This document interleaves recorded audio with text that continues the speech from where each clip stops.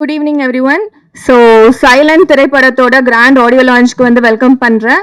And first நம்மளோட captain of the ship Ganesh Pandi அவர்களை அன்போடு மேடை கலைக்கிறோம். ஒரு பெரிய கைத்தட்டல் கொடுத்துடலாம். ஸோ ஒரு பெரிய லீடாவும் வந்து பண்ணியிருக்காங்க. அண்ட் அவ்வளோ ஈஸி கிடையாது டைரக்டர் வந்து லீடா வந்து பண்றது. ஸோ உங்களோட கேஸ்ட் அண்ட் க்ரூ எல்லாரையும் நம்ம வந்து வெல்கம் பண்ணிடலாம் சார். ஹீரோயின் ஆராத்யா அவர்களை அன்போடு மேடை கலைக்கிறோம். ஓகே, அடுத்தபடியாக Samaya Murali, so villain, music director, lyricist, so இது மாதிரி வந்து பல்வேறு துறையில வந்து சூப்பரா வந்து இந்த படத்துல வந்து பண்ணியிருக்காங்க. அவர் அன்போடு மேடை கலைக்கிறோம்.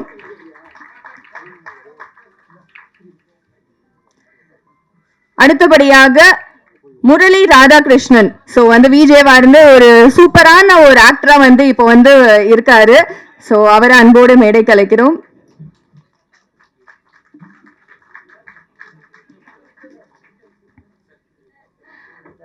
அடுத்தபடியாக ஒரு சூப்பரான ஒரு டான்ஸ்லிங் பெர்ஃபார்மன்ஸ் வந்து அந்த சாங்ல வந்து கொடுத்திருக்காங்க. நமிதா மாரிமுத்து அவர்களை அன்போடு மேடை கலைக்கிறோம்.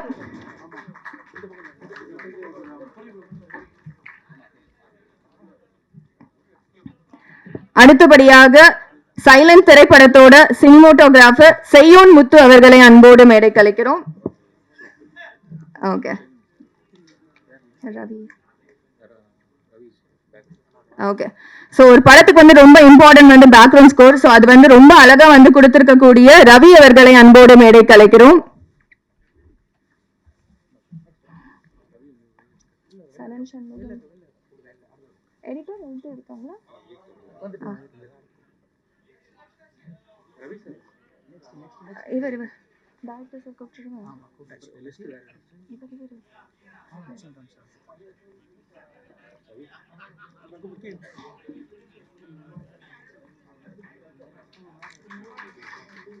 ரொம்ப சூப்பரா வந்து பண்ணிருக்கக்கூடிய பிஜிஎம் கொடுத்திருக்கக்கூடிய ரவி அவர்களை அன்போடு மேடை கலைக்கிறோம்.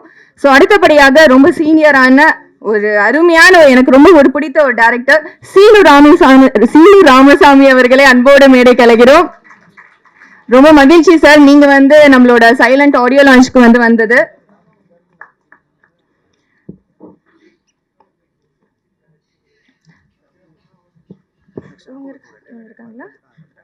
ஓகே, அடுத்தபடியாக Suresh Kamatchi, the producer of Maanaadu film. So வந்து ரொம்ப பிளாக் பஸ்டரா வந்து கொடுத்த ஒரு அருமையான ஒரு ப்ரொடியூசர் அவர்களை அன்போடு மேடை கலைக்கிறோம்.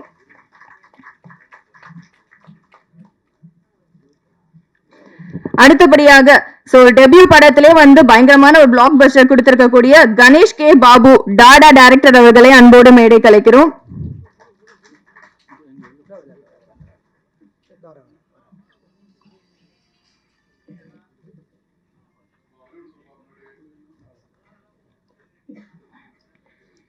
ஒரு பெரிய கைத்தட்டல் கொடுத்துடலாம். ஸோ டாடா படம் வந்து அவ்வளோ ஒரு வெற்றிகரமா வந்து ஓடிட்டு இருந்தது. We welcome you sir.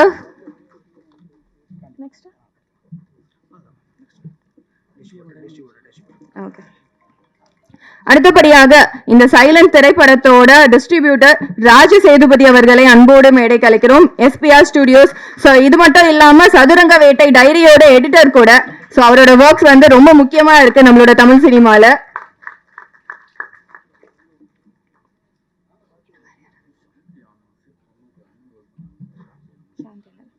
Okay, so silent திரைப்படத்துல ஒரு அம்மா கேரக்டர்ல வந்து ரொம்ப சூப்பரா வந்து பண்ணிருக்கக்கூடிய சாந்தி ஆனந்த் அவர்களை அன்போடு மேடை கலைக்கிறோம்.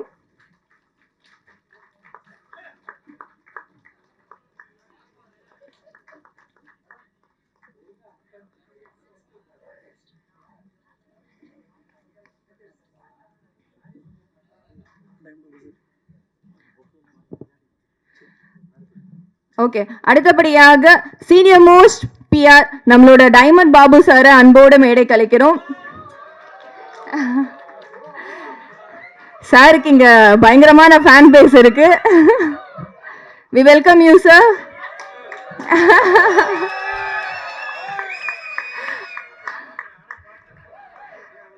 ரொம்ப மகிழ்ச்சி சார் நீங்க வந்து வந்தது.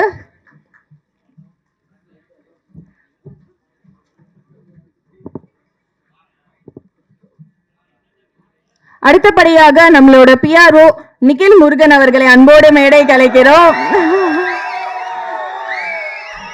தமிழ் சினிமால எவ்வளவு பாப்புலரோ இவளோட காஸ்டியூம்ஸும் அவ்வளவு popular. We welcome you, sir.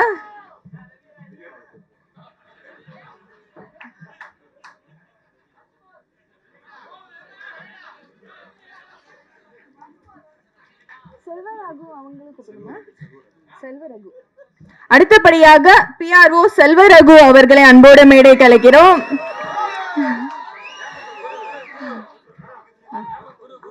Hemant குருவா, ஹேமந்த் சாரோட வந்து ஒரு குரு அவர்கள் அன்போடு மேடை கலைக்கிறோம்.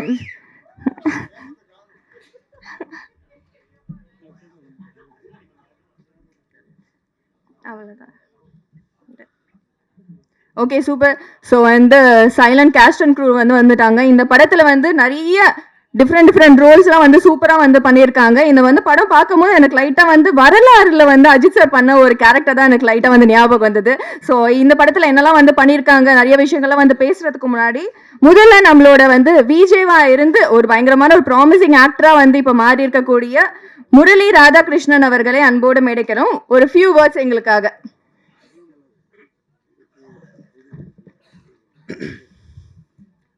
நினச்சேன். ரொம்ப ரொம்ப சந்தோஷம். பிரபஞ்சத்துக்கு நன்றி. அண்ட் இங்கே நிற்கிறதுக்கு ஆடியோ லான்ச்சு இந்த மாதிரி லான்ச்சுக்கு வர்றதே ரொம்ப சந்தோஷமாக இருக்குது. அதுவும் மேடையிலேருந்து உட்காருதுன்றது வந்து ரொம்ப ரொம்ப சந்தோஷமாக இருக்குது, ரொம்ப நெகிழ்வாக இருக்குது. உங்களெல்லாம் பார்க்குறதுல மறுபடியும் ரொம்ப ரொம்ப சந்தோஷம். சைலண்ட் ஆடியோ லான்ச்சு தான் வெரி ஃபஸ்ட் ஆடியோ லான்ச்சு. அனைத்து பிஆர்ஓக்கள் வந்து நாங்கள் மேடை ஏற்றி சென்டர் ஆஃப் த ஸ்டேஜ் உட்கார வச்சுருக்கோம்னு நினைக்கிறேன். அது மார்த்தட்டி நாங்கள் சொல்லிப்போம். அண்ட் டைமண்டாக இருக்க டைமண்ட் பாபு சாரையும், ஸ்டாராக இருக்க எங்கள் நிக்கில் முருகன் சாரையும், அவரும் ஒரு ஆக்டரும் கூட. And thank you so much. இந்த இனிஷியேஷன் பண்ணதுக்கு என்னோட டீமுக்கு பெரிய நன்றி.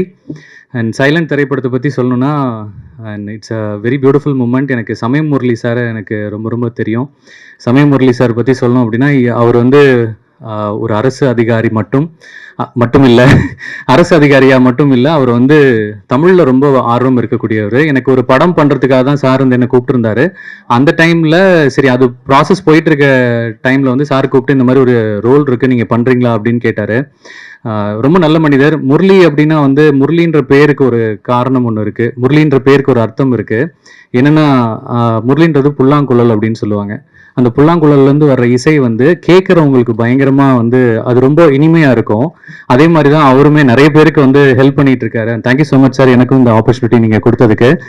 அண்ட் தேங்க்ஸ் கணேஷ், வந்து என்னை நம்பி இந்த படத்தை வந்து இந்த கேரக்டர் நல்லா பண்ண முடியும்னு ரொம்ப பிலீவ் பண்ணார். தேங்க்யூ கணேஷ். அவர் இயக்குனரும் ப்ளஸ் வந்து இந்த படத்தில் ஹீரோவும் அவர் தான், இன்னைக்கு ஷோவோட ஹீரோவும் அவர் தான். ஸோ என் கூட நடித்த அத்தனை பேருக்குமே நன்றி. இந்த படம் வந்து உண்மையாகவே சொல்லணும் அப்படின்னா, நிறைய நம்ம திருநங்கைகள் பார்த்துருக்கோம். ஸோ திருநங்கைகள் பற்றின நிறைய கான்ட்ராவர்சி வந்து இங்கே இருக்குது. நிறைய ஒவ்வொரு விதமான ஒவ்வொருத்தங்கிட்டையும் ஒவ்வொரு விதமான வந்து அபிப்பிராயம் இருக்குது. பட் அதை மாற்றுற மாதிரியான ஒரு விஷயமா இது இருக்கும்னு நான் நினைக்கிறேன். ஏன்னா இன்னைக்கு தேதியில் திருநங்கைகள் வந்து மிகப்பெரிய லெவலில் இந்த சொசைட்டியில் வந்து அச்சீவ் பண்ணிட்டு இருக்காங்க. என்னோட நண்பர்களும் நிறைய பேர் இருக்காங்க. அதில் முதல் நண்பராக நண்பியாக வந்து எனக்கு நமிதா மாரிமுத்து இருக்காங்க. அவங்களுக்கு நிறைய அச்சீவ்மெண்ட்ஸ் நம்ம பார்த்துருக்கோம். தமிழ்நாட்டிலேருந்து முதல் முறையாக அந்த வேர்ல்டு லெவலில் மிஸ் அந்த டிரான்ஸ் அண்ட் வேர்ல்டு போனது அவங்க மட்டும்தான். அந்த பீஜனோட வந்திருக்காங்க. அந்த பெருமை எங்களுக்கு இருக்குது. அவங்கள வந்து இந்த திரைப்படத்தில் இருந்ததுக்கு, நாங்கள் உங்களோட நடித்ததுக்கு ரொம்ப ரொம்ப சந்தோஷப்படுறோம். Namitha, thank you so much accepting our great honour and we are very happy. And இந்த படம் பார்த்து முடிச்சுட்டு வெளில வரப்போ கண்டிப்பாக திருநங்கைகள் மேலே இருக்க ஒவ்வொரு அபிப்பிராயமும் மாறும், நல்ல விதமாக மாறும்ன்ற நம்பிக்கை எனக்கு இருக்குது. அண்ட் தேங்க்யூ ஸோ மச் எல்லாத்துக்கும் ரொம்ப ரொம்ப நன்றி. அண்ட் எஸ்பிஆர் சினிமாஸ்க்கு ரொம்ப நன்றி. பதவி எனக்கு சத்தியமாக தெரியாது. அவன் வந்து மூர்த்தி சிறுசா இருந்தாலும் கீர்த்தி பெருசுன்னு இருக்காங்க. ஸோ டெஃபினட்டாக you lot of achievements is waiting. And சீவ ராமசாமினா ரொம்ப ரொம்ப நன்றி. எனக்கு அண்ணனை பார்த்தோன்னு ரொம்ப எமோஷனல் ஆகிடுச்சு. And Suresh Kamatchi sir, thank you so much sir. ஒரு சின்ன படங்களுக்கும் நீங்கள் வந்து சப்போர்ட் பண்ணுறதுக்கு நீங்கள் வந்ததுக்கு எங்களுக்கு ரொம்ப ரொம்ப சந்தோஷம் சார். அண்ட் பிரதர் டாடா படத்தோட இயக்குனர் பிரதர், நீங்கள் வருவீங்கன்னு சத்தியமாக எதிர்பார்க்கவே இல்லை. Thank you bro and thank you so much. Thanks lot. Thank you so much.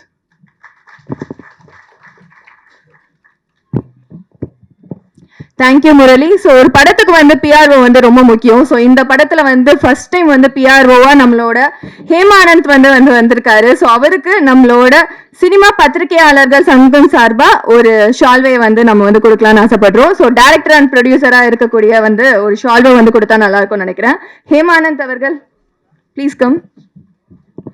Thank you sir. எங்களுடைய 7 ஆண்டு சினிமா பத்திரிகையாளர் சங்கம் சார்பாக எங்களது உறுப்பினரும் பத்திரிகையாளர் நம்ம ஹேமந்த்னாலே பிகேநூட்ஸ் தான். இன்னைக்கு பிகேநூட்ஸ் பெரிய லெவலு. அன்னைக்கு வந்து இனியனும் ஹேமந்தும் தான். இனியனும் எங்க இருந்தாலும் மேடைக்கு வரவும் 2 பேரும் தான் அதை வந்து அந்த அளவுக்கு வளர்த்தது. அவருக்கு வந்து நாங்கள் சிறப்பு செய்கிறோம். அவருக்கு வாய்ப்பளித்த அந்த படத்தின் இயக்குனர் அவருக்கும் சால்வை அணிவித்து வரவேற்க செய்கிறோம். நம்ம உறுப்பினர்கள் கிட்ட இருக்கிறவங்க வரவும்.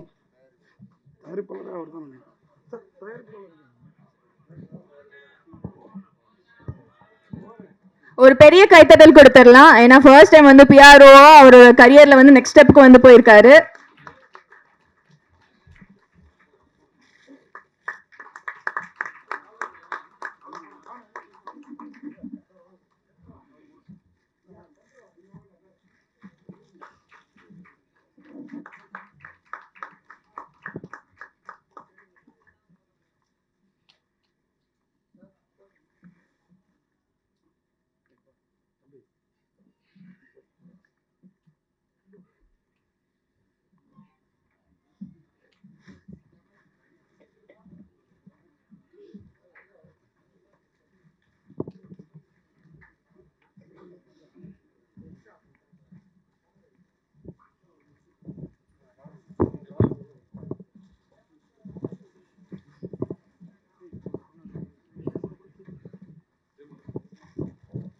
அடுத்தபடியாக சீனியர் அவர்கள் வந்து ஜூனியருக்கு வந்து வெல்கம் பண்றாங்க.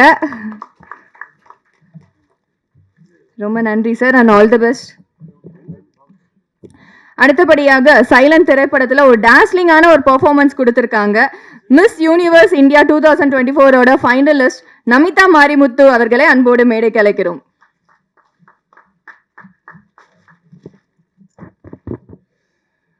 அனைவருக்கும் இனிய மாலை வணக்கம். எனக்கு ரொம்ப ரொம்ப சந்தோஷமாக இருக்குது. ஏன்னா வந்து சைலண்ட் மூவி ஆடியோ லான்ச்சில் இருக்கும். எனக்கு இந்த வாய்ப்பு கொடுத்த டைரக்டர் கணேஷ் சாருக்கும், அதுக்கப்புறம் சமய முரளி சார், அப்போ என்னோடய க்ளோஸ் ஃப்ரெண்ட் முரளி என்னை வந்து இந்த படத்துக்கு அப்ரோச் பண்ணுறப்ப என்ன சொன்னாங்கன்னா, இந்த மாதிரி வந்து திருநங்கை சமுதாயத்தில் இருக்க மாற்றத்தை வந்து மாற்றுறதுக்காக தான் இந்த படம் எடுக்கிறோம், கண்டிப்பாக நீங்கள் வந்து ரோல் பண்ணணும்னு. நான் கண்டிப்பாக பண்ணுறேன் சார்ன்னு. அதே மாதிரி அந்த சாங் கேட்டேன்னே எனக்கு ரொம்ப டச்சிங்காக இருந்தது. ஏன்னா வந்து ஒரு திருநங்கையாக நான் வந்து ஜெயிச்ச விஷயத்தை வந்து நான் வந்து பெருமையாக கொண்டாடுற விஷயம் இந்த பாட்டு. ஸோ இந்த பாட்டு நீங்கள் பண்ண நல்லாயிருக்குன்னாங்க. அந்த பாட்டு இன்றைக்கி திரையில் பார்க்குறப்ப ரொம்ப ரொம்ப சந்தோஷமாக இருந்தது. என்டையர் டீமுக்கும் என்னோட மனமார்ந்த வாழ்த்துக்கள். கண்டிப்பாக இந்த படத்தினால திருநங்கை வாழ்வும் மக்கள் மத்தியில் இருக்க அந்த மாற்றமும் மாறும் நம்புகிறேன். நன்றி, வணக்கம்.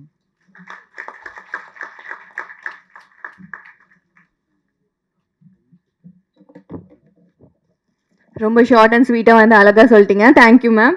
ஸோ அடுத்தபடியாக சமயா முரளி அவர்களே வந்து நம்ம கிட்ட வந்து ஃபியூ வேர்ட்ஸ் வந்து சொல்கிறதுக்காக வந்து கூப்பிட்றேன். அவங்க இந்த படத்தில் வந்து ஃபர்ஸ்ட் டைம் ஒரு டெபியூ வில்லனாக வந்து பண்ணியிருக்காங்க. அது மட்டும் இல்லாமல் மியூசிக் டைரக்டர் அண்ட் லிரிசிஸ்டாகவும் வந்து இருக்காரு. So few words sir please.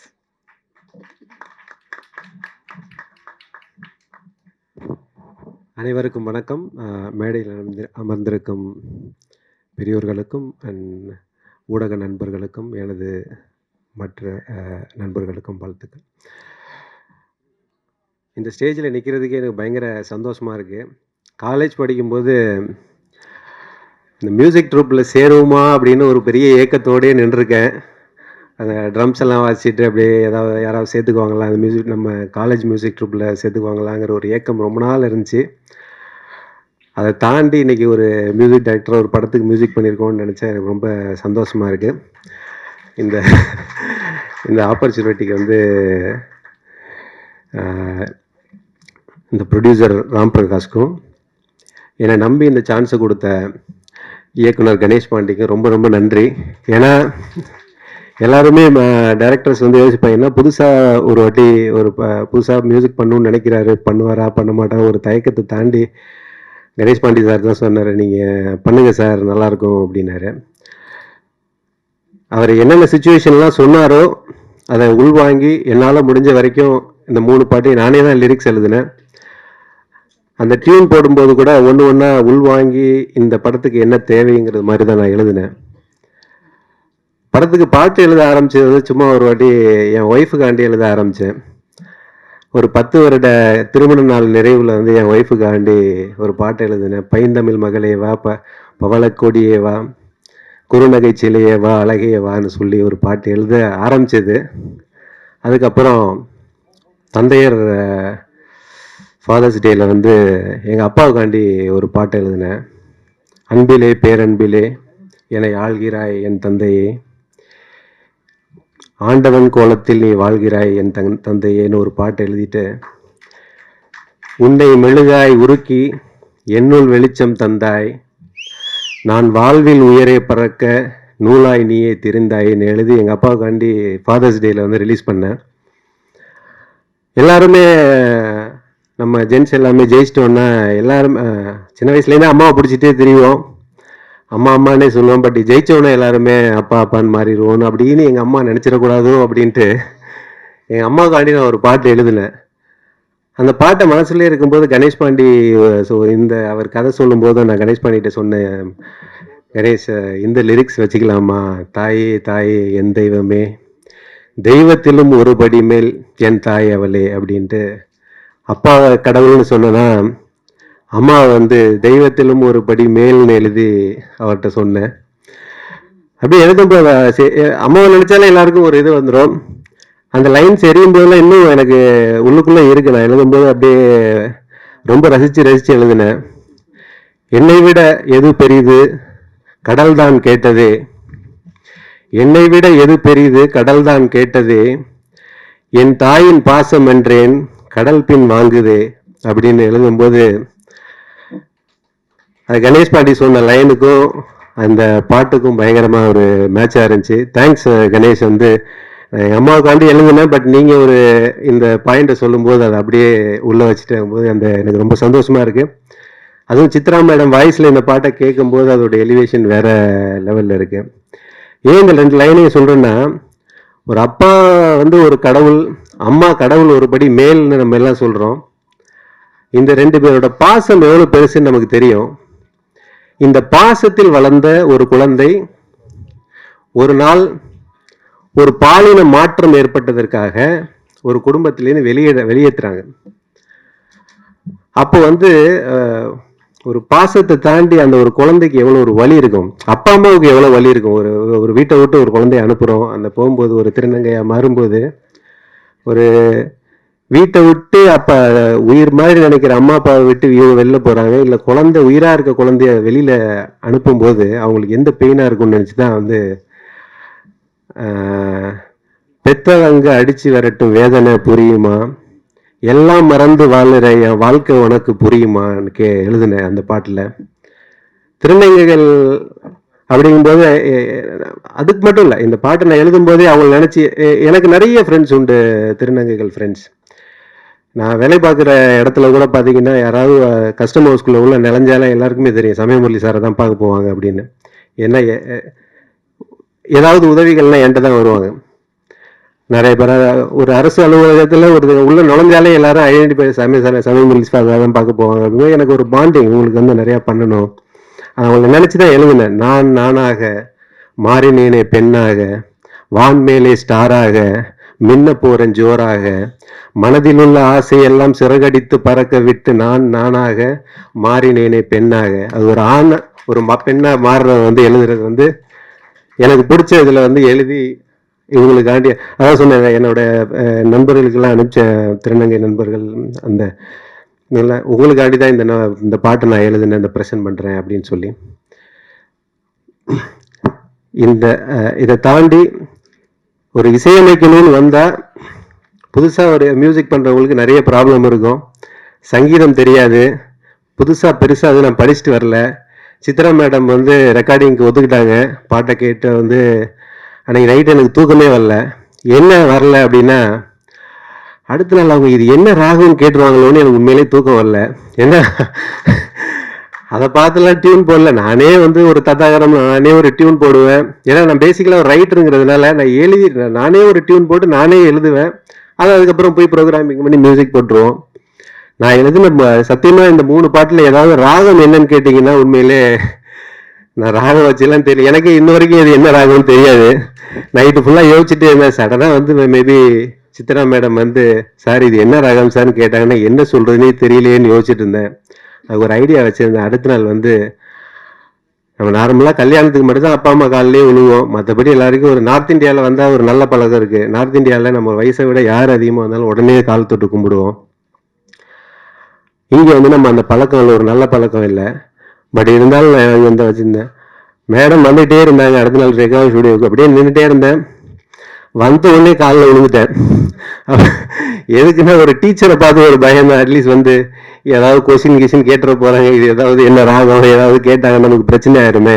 என்கிட்ட வர்ற மியூசிக் என்கிட்ட சிங்கர் எல்லாம் வர்றவங்கள்ட்ட யார்கிட்டையுமே வந்து அவங்க நோட்ஸ் இல்லை சார் இது மகரிசாவா சரிகமாவெல்லாம் கேட்டாங்கன்னா நான் பாடி காமிப்பேன், அதே மாதிரி பாடிடுங்க. எனக்கு வந்து சங்கீதம்லாம் பெருசாக தெரியாது. பட் ஏதோ ஒரு ஞானத்தில் வந்து என்னால் டியூன் போட முடியுது, என்னால் மியூசிக் போட முடியுது.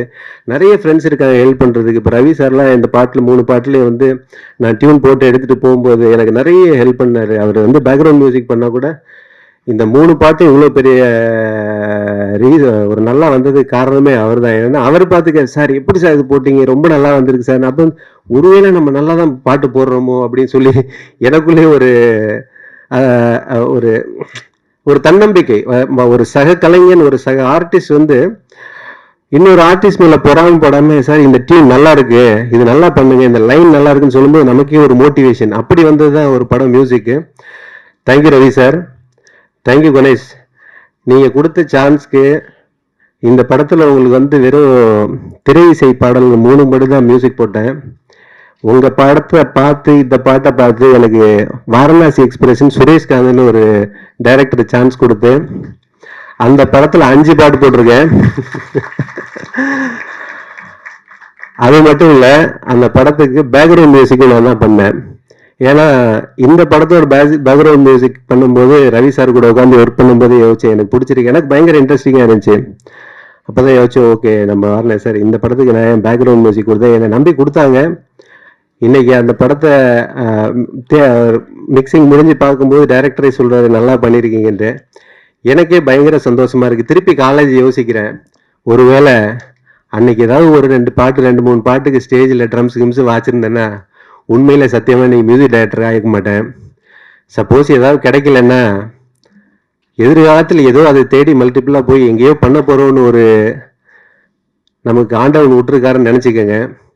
அது மாதிரி இருந்தது தான். ஒன்றுமே இல்லாமல் ஒரு ஏக்கத்தோடு நின்றுருக்கேன். வந்து மியூசிக் ட்ரூப்பில் சேர முடியாத ஒன்று இன்றைக்கி ஒரு மியூசிக்கை பண்ணிட்டேன்னு நினைக்கும் போது அதுக்கெல்லாம் காரணமாக இருக்கு ஆண்டவனை நன்றி கூறி. இந்த ஸ்டேஜுக்கு கட்டாயமாக நான் சொன்னதுக்காண்டி நிறைய பேர் வந்திருக்காங்க. சுரேஷ் பிரதர், சக்தி சீனிவாசன் சார், டாடா டைரக்டர், அதை விட யாரையாலுமே பிடிக்க முடியாத ஒரு ஆள், ஏமா மின்னல்னா மறைஞ்சிருவாரு சார், நிக்கில் சார் வந்துட்டீங்க. Thank you so much. எல்லாருக்கும் அனைவருக்கும் வணக்கம், நன்றி, தேங்க்யூ.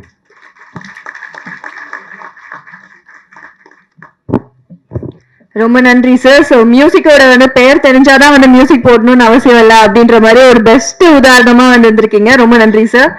ஸோ அடுத்தபடியாக இப்போ வந்து நம்மளோட சைலண்டோட ஆடியோ லான்ச் வெளியிடுவதற்காக சீனு ராமசாமி சார் அவர்களை அன்போடு அழைக்கிறோம்.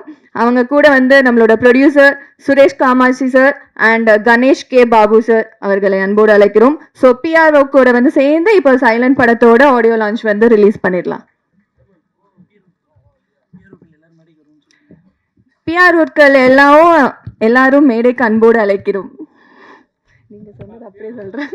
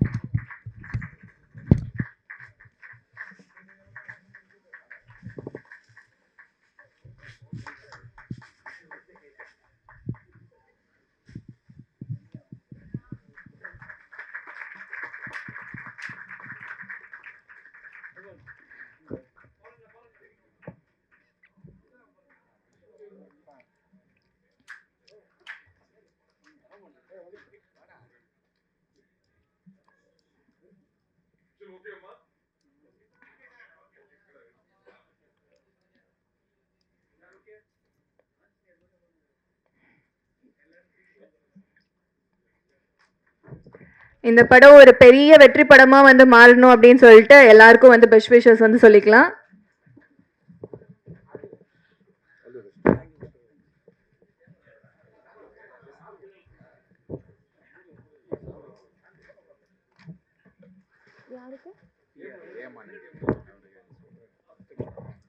ஓகே, ஸோ நம்மளோட ஹேமானந்த் அவர்களுக்கு வந்து ஒரு ஷால்வை வந்து போத்திடலாம்.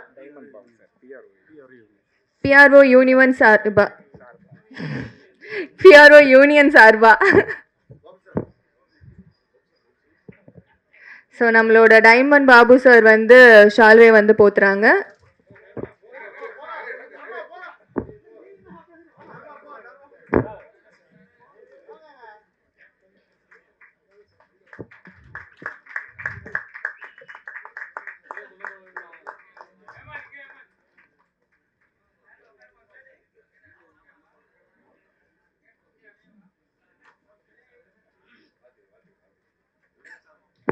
ஆல் தி பெஸ்ட் சார் உங்களுக்கும்.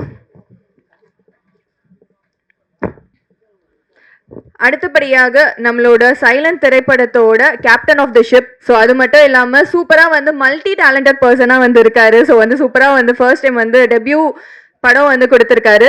ஸோ கணேஷ் பாண்டி அவர்களை அன்போடு மேடை கலைக்கிறோம். Few words sir.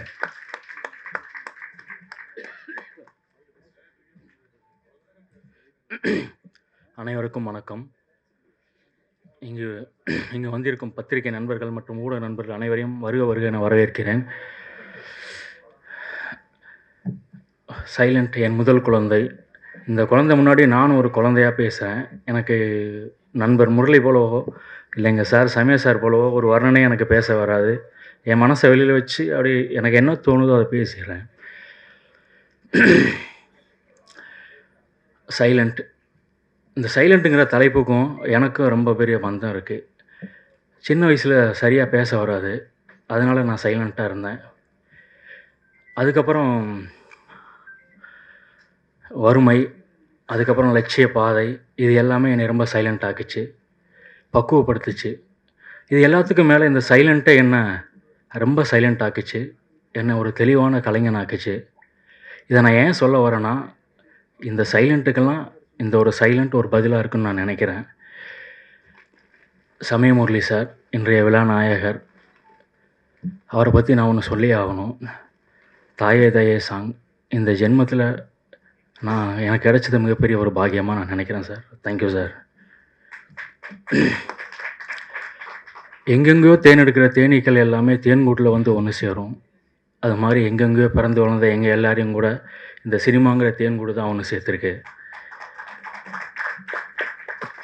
தேனீ வளர்ப்பில் ஒரு சூட்சம் இருக்குது.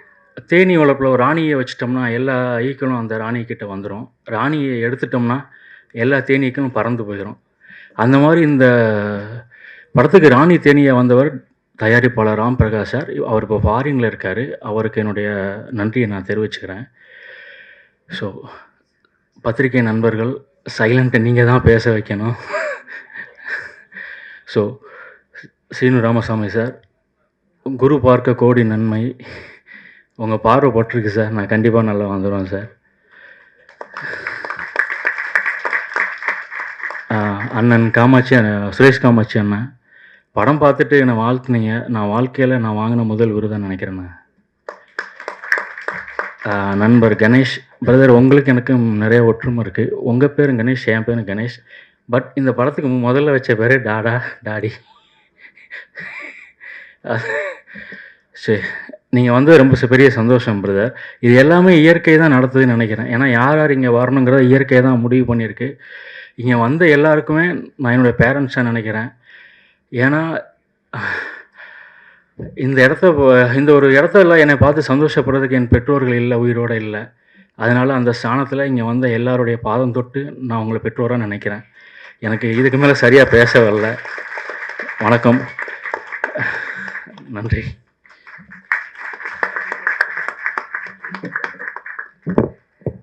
தன்னோட முதல் படம் அப்படின்றதுனால ஒரு பதட்டத்தோடயே வந்து பேசினாரு. ரொம்ப நன்றி sir and all the best.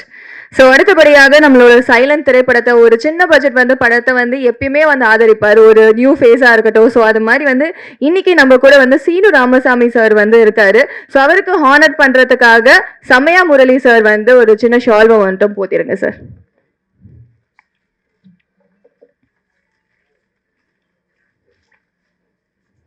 ரொம்ப நன்றி சார் வந்தது. ஒரு ஃபியூ வேர்ட்ஸ் சார். அனைவருக்கும் அன்பான மாலை வணக்கம். உண்மையிலே இது வந்து ஒரு பெரிய ஆச்சரியமான மேடை. ஏன் சொல்லுங்கள்? உண்மையிலே இது ரொம்ப ஆச்சரியமான ஒரு மேடை. ஏன்னா கிட்டத்தட்ட நான் ஒரு இயக்குனராகி ஒரு 17-18 வருஷம் ஆயிடுச்சு. ஒரு நியூஸை 2 பிஆர்ஓக்கு அனுப்பிச்சிங்கன்னா அந்த பத்திரிக்கை வரவே வராது.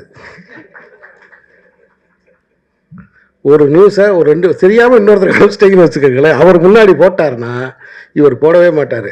ஆனால் இன்னைக்கு ஒட்டுமொத்த பத்திரிகையாளர் சங்கத்தின் சார்பாக எல்லா பிஆர்ஓக்களும் மேலே உட்கார்ந்துருக்கிறது. உண்மையை சொல்லணும்னா எங்கள் டைரக்டர் யூனியனில் கூட நான் இதை பார்க்காத காட்சி. முதல்ல இந்த விழாவுக்கு என்னை அழைச்ச ஹேமந்துக்கு என்னுடைய மனப்பூர்வமான இதயபூர்வமான வாழ்த்துக்களை தெரிவிச்சுக்கிறேன். ஏன்னா 2012 வந்து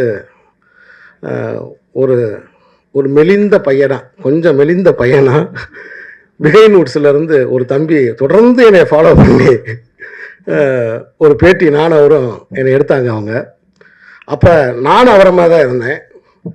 ஆனால் இப்போ பார்க்கும்போது நானும் அவரும் சமமாக இருக்கிற மாதிரி இருக்கேன். ஆனால் அவர் என்ன கொஞ்சம் ஜாஸ்தியாக இருக்காப்புல. ஸோ ஹேமந்த் எனக்கு ஃபோன் பண்ணி, சார் நான் பிஆர்ஓ ஆகிறேன் சார், நீங்கள் வந்து என்னை வாழ்த்தணும்னு சொன்னாப்புல. நான் ரொம்ப சந்தோஷப்பட்டேன். ஹேமந்த் ஃபஸ்ட்டு என்னை பேட்டி எடுத்த அந்த நாள் எனக்கு ஞாபகத்துக்கு வந்துச்சு. அடடா, நம்மளை ஃபாலோ பண்ணி நம்மளை வந்து அந்த அந்த படத்துக்காக நமக்கு வந்து நின்னாப்புலையே. அதுக்கப்புறம் தொடர்ந்து அதை பற்றி நிறைய ரிவ்யூஸ்லாம் எனக்கு போட்டாப்புல. ஸோ அதை மனசில் வச்சு, ஹேமந்த் என்ன படம் ஏது எதுவுமே எனக்கு தெரியவே தெரியாது, நான் வர்றேன் ஹேமந்த்ன்ட்டேன். நேராக கிளம்பி வந்துட்டேன். என்னுடைய இதயபூர்வமான வாழ்த்துக்கள் ஹேமந்த். ஒளிமயமான எதிர்காலம் உண்டாகட்டும். என்ன காரணம் தெரியுமா உங்களுக்கு? நீங்கள் பிஆர்ஓ ஆகிற இந்த நன்னாளில், அதாவது இந்த டைகர் ட்ராகன்லாம் ஒரு பட்டங்கள்லாம் கொடுப்போம் இல்லையா, அது மாதிரி நிகில் முருகன் மேடையில் இருக்காப்புல பிஆர்ஓக்களுக்கு. அதே மாதிரி வந்து இவர் இருக்கார், நம்ம டைமண்ட் பாபு சார் இருக்கார். அப்படியே டைமண்ட் பாபு சார் இப்போ பார்க்கும்போது எனக்கு ஃபிலிம் நியூஸ் ஆனந்தன் சார் ஞாபகத்துக்கு வருது. அப்படியே கொஞ்சம் கொஞ்சமாக அவங்க அப்பாவாக மாறிக்கிட்டு இருக்காப்புல. பார்த்தீங்கன்னா தெரியும் எனக்கு. அவரை பார்க்கும்போது டக்குன்னு அப்பா ஞாபகம் எனக்கு வந்துச்சு. அதே மாதிரி மேடையில் பத்திரிகையாளர் சங்கத்திலேருந்து மேடையில் வந்து இதயபூர்வமாக வந்து உங்களை வாழ்த்தி மாலை போட்ட நம்ம சகோதரர்கள். ஸோ அப்படி இவ்வளோ பேரோட ஆசீர்வாதம், மூத்தோர்களின் ஆசீர்வாதம் உங்களுக்கு இருக்குது. அதனால் உங்களுக்கு வெற்றி உறுதி. வாழ்த்துக்கள். என்னுடைய அன்பு நண்பர், தயாரிப்பாளர், இயக்குனர் சுரேஷ் காமாட்சி அவர்கள் வந்து இந்த மேடைக்கு என் பக்கத்தில் அமர்ந்திருக்காரு. 3 அற்புதமான படைப்புகளை கையில் வச்சுருக்காரு. தமிழ் சினிமாவில் அடுத்து டாக் ஆஃப் த கோடம்பாக்கம்னா அவர் வச்சிருக்கிற படம் தான். என்னுடைய அன்பு நண்பன் ராமுடைய இயக்கத்தில் வரப்போகிற 7 கடல் 7 மலை 7 கடல் 7 கடல் 7 மலை அப்படிங்கிற படம். அப்புறம் அண்ணன் பாலா அவர்களுடைய திரைப்படம். அதுக்கப்புறம் வந்து ராஜா கிளி. இப்படி 3 படங்கள் வந்து அடுத்தடுத்து வரப்போகுது. நாட் ஓன்லி சைலண்ட் மூவி, சின்ன படம் எடுக்கிற எல்லாரையும் ஆதரிக்கக்கூடிய ஒரு தயாரிப்பாளர்.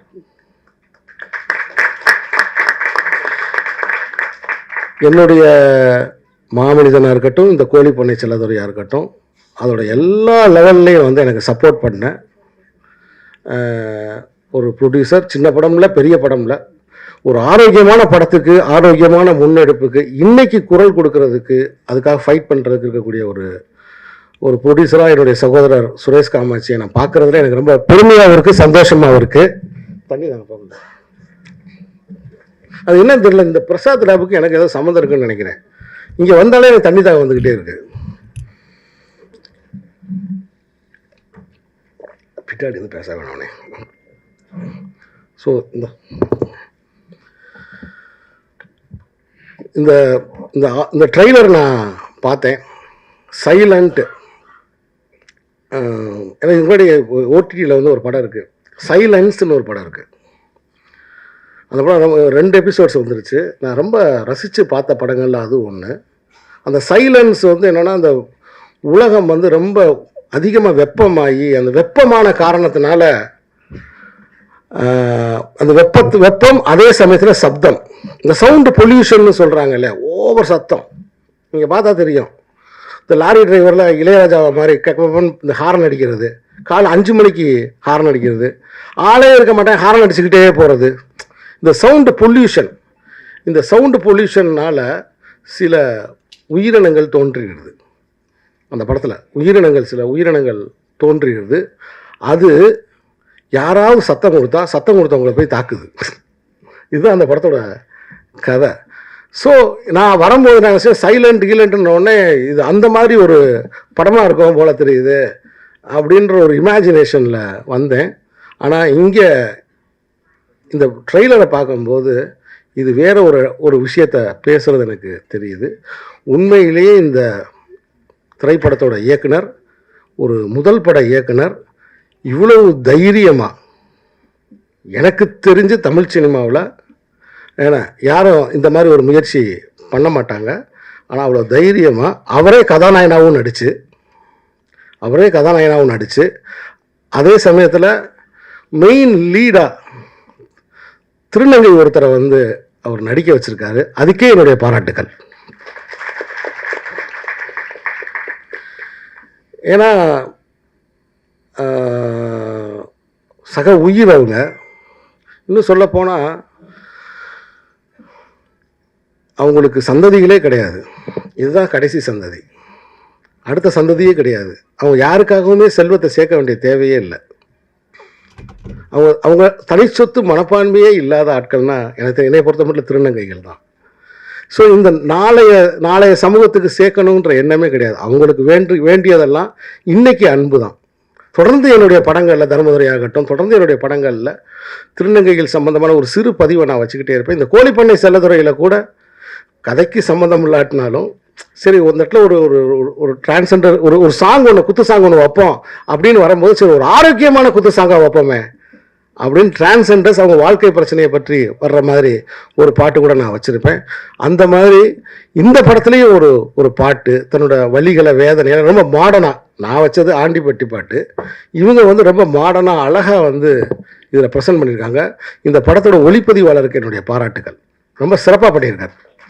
ட்ரெய்லரை பார்க்கும்போது வந்து, டீசரை பார்க்கும்போது எனக்கு அதுதான் தெரிஞ்சிச்சு. ஸோ இந்த படக்குழுவுக்கு என்னுடைய பாராட்டுகளை நான் தெரிவிச்சுக்கிறேன். அப்புறம் வந்து தொடர்ந்து வந்து என்கிட்ட வந்து இப்போ வரும்போதே என்கிட்ட 2-3 பேர் கேட்டாங்க, ஏன்னா நல்லா இருக்கீங்களா சார், அண்ணே நீங்கள் அன்றைக்கி பேசுனது ரொம்ப சிறப்பாக இருந்துச்சுண்ணே, நல்லா இருந்துச்சு, இன்றைக்கி இந்த மேட்ரை பேசுங்கண்ணே அப்படின்னாங்க. என்னடா அது தம்பி, சைலண்ட் தலைப்பு, இயக்குனர் சொன்ன மாதிரி இங்கே ஒரு பெரிய சத்தம் ஆயிரும், என்ன மேட்ரு அப்படின்னு கேட்டேன். ஒரு பக்தி மேட்ரை சொன்னாப்புல. நான் சொன்னேன், தம்பி அதை நான் பேச முடியாது, நான் ராமரை பற்றி பேசி நான் வனவாசம் போக முடியாது, ஏன்னா அது நான் செய்ய முடியாது, அது வேணாம்ப்பா, நான் என்னை தயவுசெய்து அதெல்லாம் பேச சொல்லாத, அது மாதிரி என்னை ட்ரெயின் பண்ணாத, நான் கான்ட்ராவர்சியாக எப்பயுமே நான் மேடைகளில் நான் பேசுனதில்லை தம்பி அப்படின்னு நான் சொன்னேன். இல்லைண்ணா நீங்கள் இப்போ அதுதான் வந்து ட்ரெண்டாக இருக்குது.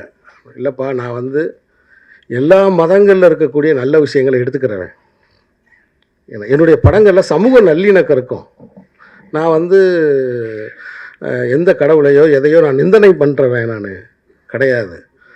ஸோ இப்போ இந்த படத்தை பார்க்கும்போது வந்து ஒரு சிவனாக வந்து இவர் பெர்ஃபார்ம் பண்ணியிருப்பாப்புல, கணேஷ் வந்து சிவனாக வந்து அப்படி பெர்ஃபார்ம் பண்ணி அப்படி ஆடி இருப்பாப்புல. நான் கூட சொல்லுவேன், ஒரு மனுஷன் ஆரோக்கியமாக இருக்கணும்னா என்ன செய்யணும், ஒரு மனுஷன் ஆரோக்கியமாக இருக்கணும்னா என்ன செய்யணும். எங்கள் வீட்டில் இருக்க பிள்ளைகள்கிட்ட நான் சொல்லுவேன், முருகன் மாதிரி நிற்கணும்,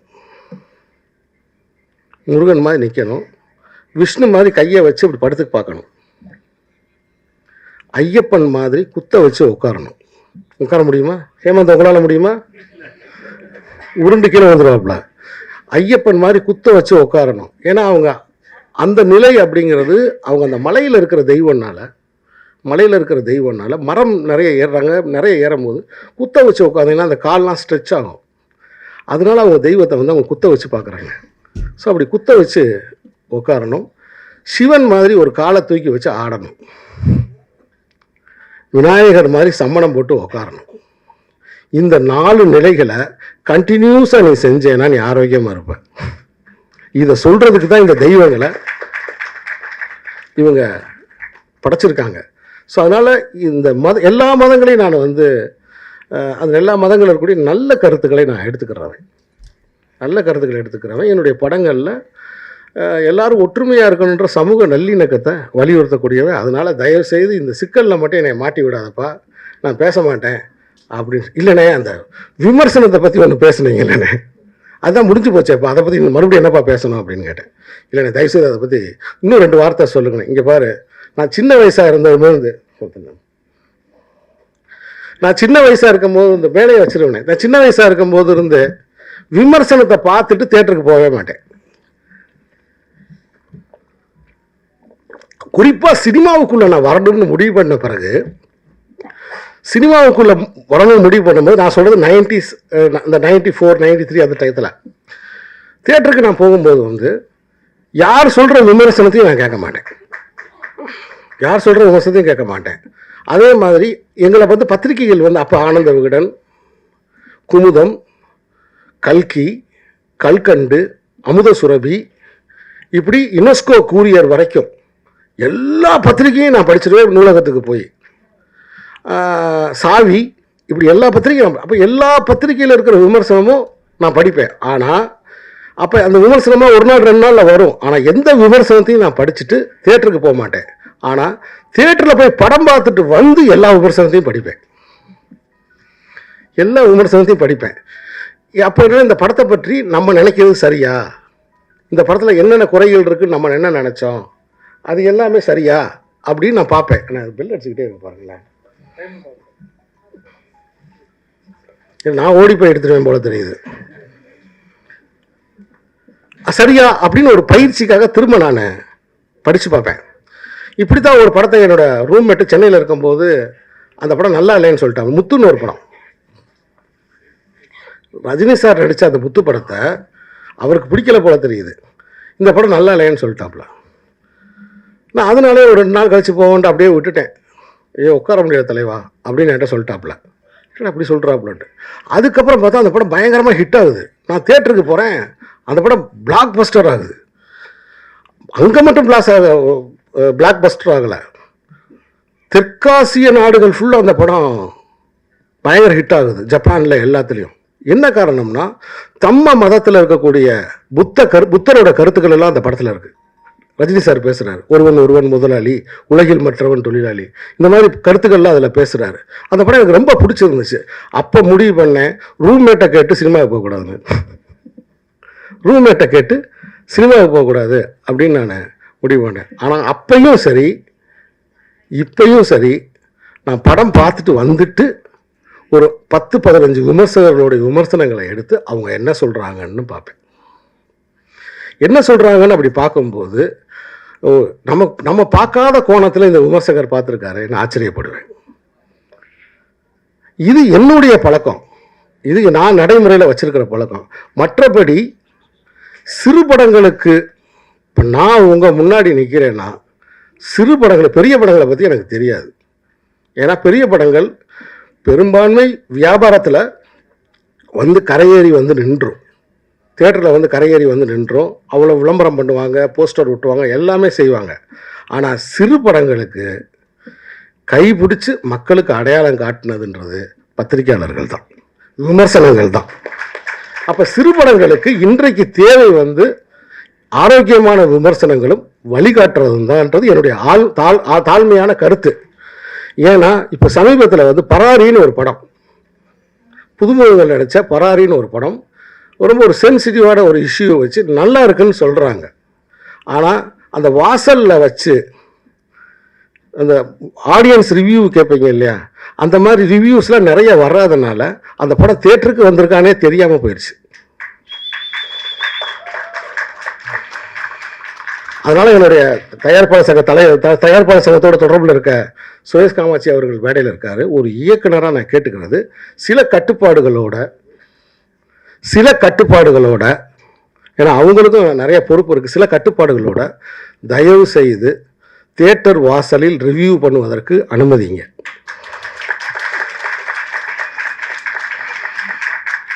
பெரிய படங்களுக்கு அனுமதிங்க, சிறிய படங்களுக்கு அனுமதிங்க. தியேட்டர் வாசல் ரசிகர்கள்ட்ட கேட்குறதுக்கு நீங்கள் மக்களுடைய கருத்தை அவங்க வாங்கி போட போகிறாங்க. ஏன்னா அப்படி மக்களுடைய கருத்தை வாங்கி போடுறதுக்கு தயவுசெய்து அனுமதிங்க. ஏன்னா அப்படி இல்லைன்னா சிறு படங்கள் மக்களின் கவனத்துக்கு வராமையே போயிடும். அந்த படத்தில் என்ன நல்லது இருக்குது என்னது இருக்குன்றத கொஞ்சம் உரத்து, எப்படி என்னுடைய தென்மையர் பருவக்காட்டெலாம் சின்ன படம் தான், இந்த கோழிப்பண்ணை செல்லத்துறையெல்லாம் சின்ன படம் தான், இந்த படங்கள்லாம் நீங்கள் எப்படி குரல் கொடுத்தீங்க, நீங்கள் குரல் கொடுத்தனால தான் அந்த படம் இன்னைக்கு 25 லட்சம் பேர் பார்த்துருக்காங்க ஓடிடியில். அவ்வளோ மக்களுக்கு போய் அது ரீச் ஆகிருக்கு. இப்போ என்கிட்ட கூட கேட்டாங்க, நீங்கள் அடுத்து என்ன பண்ண போகிறீங்க அப்படின்னு கேட்டாங்க. அடுத்து நான் ப்ரொமோஷன் பண்ண போகிறேன்னு. என்னங்க அடுத்து ப்ரொமோஷன் பண்ண போகிறீங்க ஏங்கன்னீங்க. உங்களுக்கு விவரம் தெரியலைன்னா பேசாமல் இருங்கன்ட்டு. பல பேர் வந்து இணையதளங்களில் நிறைய நெகட்டிவ் கமெண்ட்ஸு, அவங்கவுங்க தான் அறிவாளி நினச்சிக்கிட்டு சில கருத்துக்களை சொல்கிறாங்க. அது கிடையாது உண்மை. ஒரு ஜன்னலில் ஒரு புறா அடிக்குது, அந்த புறாவை எத்தனை பேர் பார்க்க போகிறாங்க, எத்தனை பேர் பார்த்தா எவ்வளோ ரூபா வரப்போகுதுன்றதான் பாயிண்ட்டு. அப்போ நான் ஊரையே கூட்டி அந்த புறாவை பார்க்க வைக்கிறது தானே அந்த புறாவை வளர்க்குறவனோட வேலை. அதுதான் அந்த படைப்புக்கு நான் செய்கிற தர்மம். அதை தான் இப்போ நான் செஞ்சுக்கிட்டு இருக்கேன். ஒரு வியூ பார்த்தா இவ்வளோ ரூபான்னு சொல்லிட்டாங்க. அதெல்லாம் இங்கே சொல்ல விரும்புகிறேன் நான். ஒரு வியூ பார்த்தா இவ்வளோ ரூபான்னு சொல்லிட்டாங்க. அப்போ 1 கோடி பேர் பார்த்தா 7 கோடி தமிழர்கள் இருக்காங்க. அப்போ சீனு ராமசாமி தர்மதுரை எடுத்திருக்கான், மாமனிதன் எடுத்திருக்கான், தொடர்ந்து நல்ல படத்துக்காக அறம் சார்ந்த படத்துக்காக நின்றுருக்கான். அவன் என்னடா சொல்லியிருக்கான் அப்படின்னு சொல்லி 1 கோடி தமிழர்கள் அந்த அமேசான் ஓடிடி ஓப்பன் பண்ணி பார்க்க மாட்டாங்களா? அப்போ என்னுடைய வேலை என்னன்னா, இந்த படம் இங்கே இருக்குன்ற அவங்களுடைய கவனத்துக்கு கொண்டு போகிறது தான். அப்படி கொண்டு போனாலே போதும். ஷேரிட்டின்ற பேசிஸ்லாம் நம்ம கொடுத்துருக்கோம். அதனால தான் தொடர்ந்து நான் வந்து எல்லாத்திலையும் போட்டுக்கிட்டே இருக்கேன். இந்த படத்தை பாருங்கன்னு சொல்லி போட்டுக்கிட்டே இருக்கேன். ஒருத்தர் முகநூரில் கீழே கமெண்ட் போட்டிருக்காரு, நான் ஒரு அமௌண்ட்டு போட்டிருந்தேன். அப்போ இன்னைக்கு ராத்திரி உங்களுக்கு அந்த ரூபாய் உங்களுக்கு வந்துரும்னு போட்டிருக்காரு. அப்போ ஓப்பன் பண்ணி பார்ப்பாருன்னு அர்த்தம். அதனால் சைலண்ட் மூவிஸ் உலகமெங்கும் நீங்கள் பேசப்படுவீங்க. ஏன்னா இந்த மாதிரி கண்டென்ட்டுகளுக்கு தான் இன்னைக்கு பெரிய வரவேற்பு இருக்குது. உலகமெங்கும் நீங்கள் பேசப்படுவீங்க அப்படின்னு நான் ரொம்ப ஆழமாக நம்புகிறேன், வாழ்த்துறேன். இந்த புதிய படம், இந்த புதிய கலைஞர்கள், ஏன்னா நான் எப்பயுமே யாரையுமே குறைச்சி மதிப்பிட மாட்டேன். திண்டுக்கல் அலெக்ஸ்னு எனக்கு ஒரு நண்பர் இருக்கார். அவர் ஒரு நாள் என்னை வந்து ஒன்றை மட்டும் பேசிட்டு போயிடுறேன். ஏன்னா நான் பேசுறது எய்த்தாப்பில் உட்காந்துருக்கிறவங்களேன்னு உங்களுக்கு தெரியும். திண்டுக்கல் அலெக்ஸ்னு என்னுடைய நண்பர் ஒருத்தர் இருந்தார். ஒரு நாள் வந்து அப்போ வந்து என்னை பணம் கொடுக்கணும் வான்னு சொல்லி கூப்பிட்டார் ஒரு ஆளுக்கு. சரி நான் வரேன். அப்போ சின்ன பையன், நான் கூட வந்தால் அவர் ஒரு ஜீப் ஒன்று வச்சுருப்பார் எப்பயுமே. அந்த ஜீப்பில் தான் எனக்கு கூப்பிட்டு வந்தாப்புல. Location manager, Dindigul location manager. Vathalagundu bus ஸ்டாண்டில் 2 பேர் நின்னாங்க. ஒருத்தர் ஒல்லியாக நின்னார், ஒருத்தர் வந்து கொஞ்சம் அவரோட கொஞ்சம் பரவாயில்லன்ற மாதிரி இருந்துச்சு, கண்ணாடி போட்டிருந்தார். இந்த 2 பேரையும் பார்த்து என்னண்ணே, இல்லைப்பா இவர் தான் டைரக்டர், இவர் ஹீரோ, இவருக்கு நான் பணம் கொடுக்குறக்கா அவங்க அப்பா ஃபோன் பண்ணி பணம் கொடுக்க சொன்னார், அதான் அந்த ரூபாயை கொடுக்குறக்கா. அவங்க யாருண்ணே ஹீரோ? அப்படியாண்ணே. நான் அப்போ கொஞ்சம் ஃபாரின் ஃபிலிம்ஸ்லாம் நான் கொஞ்சம் பார்ப்பேன். வெளிநாட்டு படம் மாதிரி எடுப்பாங்க போல தெரியுது அப்படின்னு நினச்சிட்டு ரொம்ப ஆச்சரியமாக பார்த்தேன். நான் அன்றைக்கி ஆச்சரியமாக பார்த்தவர் வந்து தனுஷ். பக்கத்தில் இன்னொரு செல்வராகவர், அன்றைக்கி பக்கத்தில் இன்னொரு செல்வராகவர். இது தனுஷ் அவர்கள்ட்டே நேரில் பார்க்க போய் நான் சொன்னேன். ஸோ அப்போ திண்டுக்கல் அலெக்ஸ் வந்து கஸ்தூராஜா சார் பசங்க அப்படின்னு சொல்லி பணம் கொடுத்தாரு. அவங்க வாங்கிட்டு ஒரு கார் எடுத்துகிட்டு மேலே அப்படி போயிட்டாங்க. ஸோ ஆனால் இன்றைக்கி ஒரு நடிப்பு அரசனா அவர் சாதித்த சாதனைகள் எவ்வளோ, அது மாதிரி தான் முதல்ல முளைக்கும் போது யாரையுமே இந்த உலகத்தில் இருக்கக்கூடிய யாரையுமே நான் குறைவாக நினச்சதில்லை.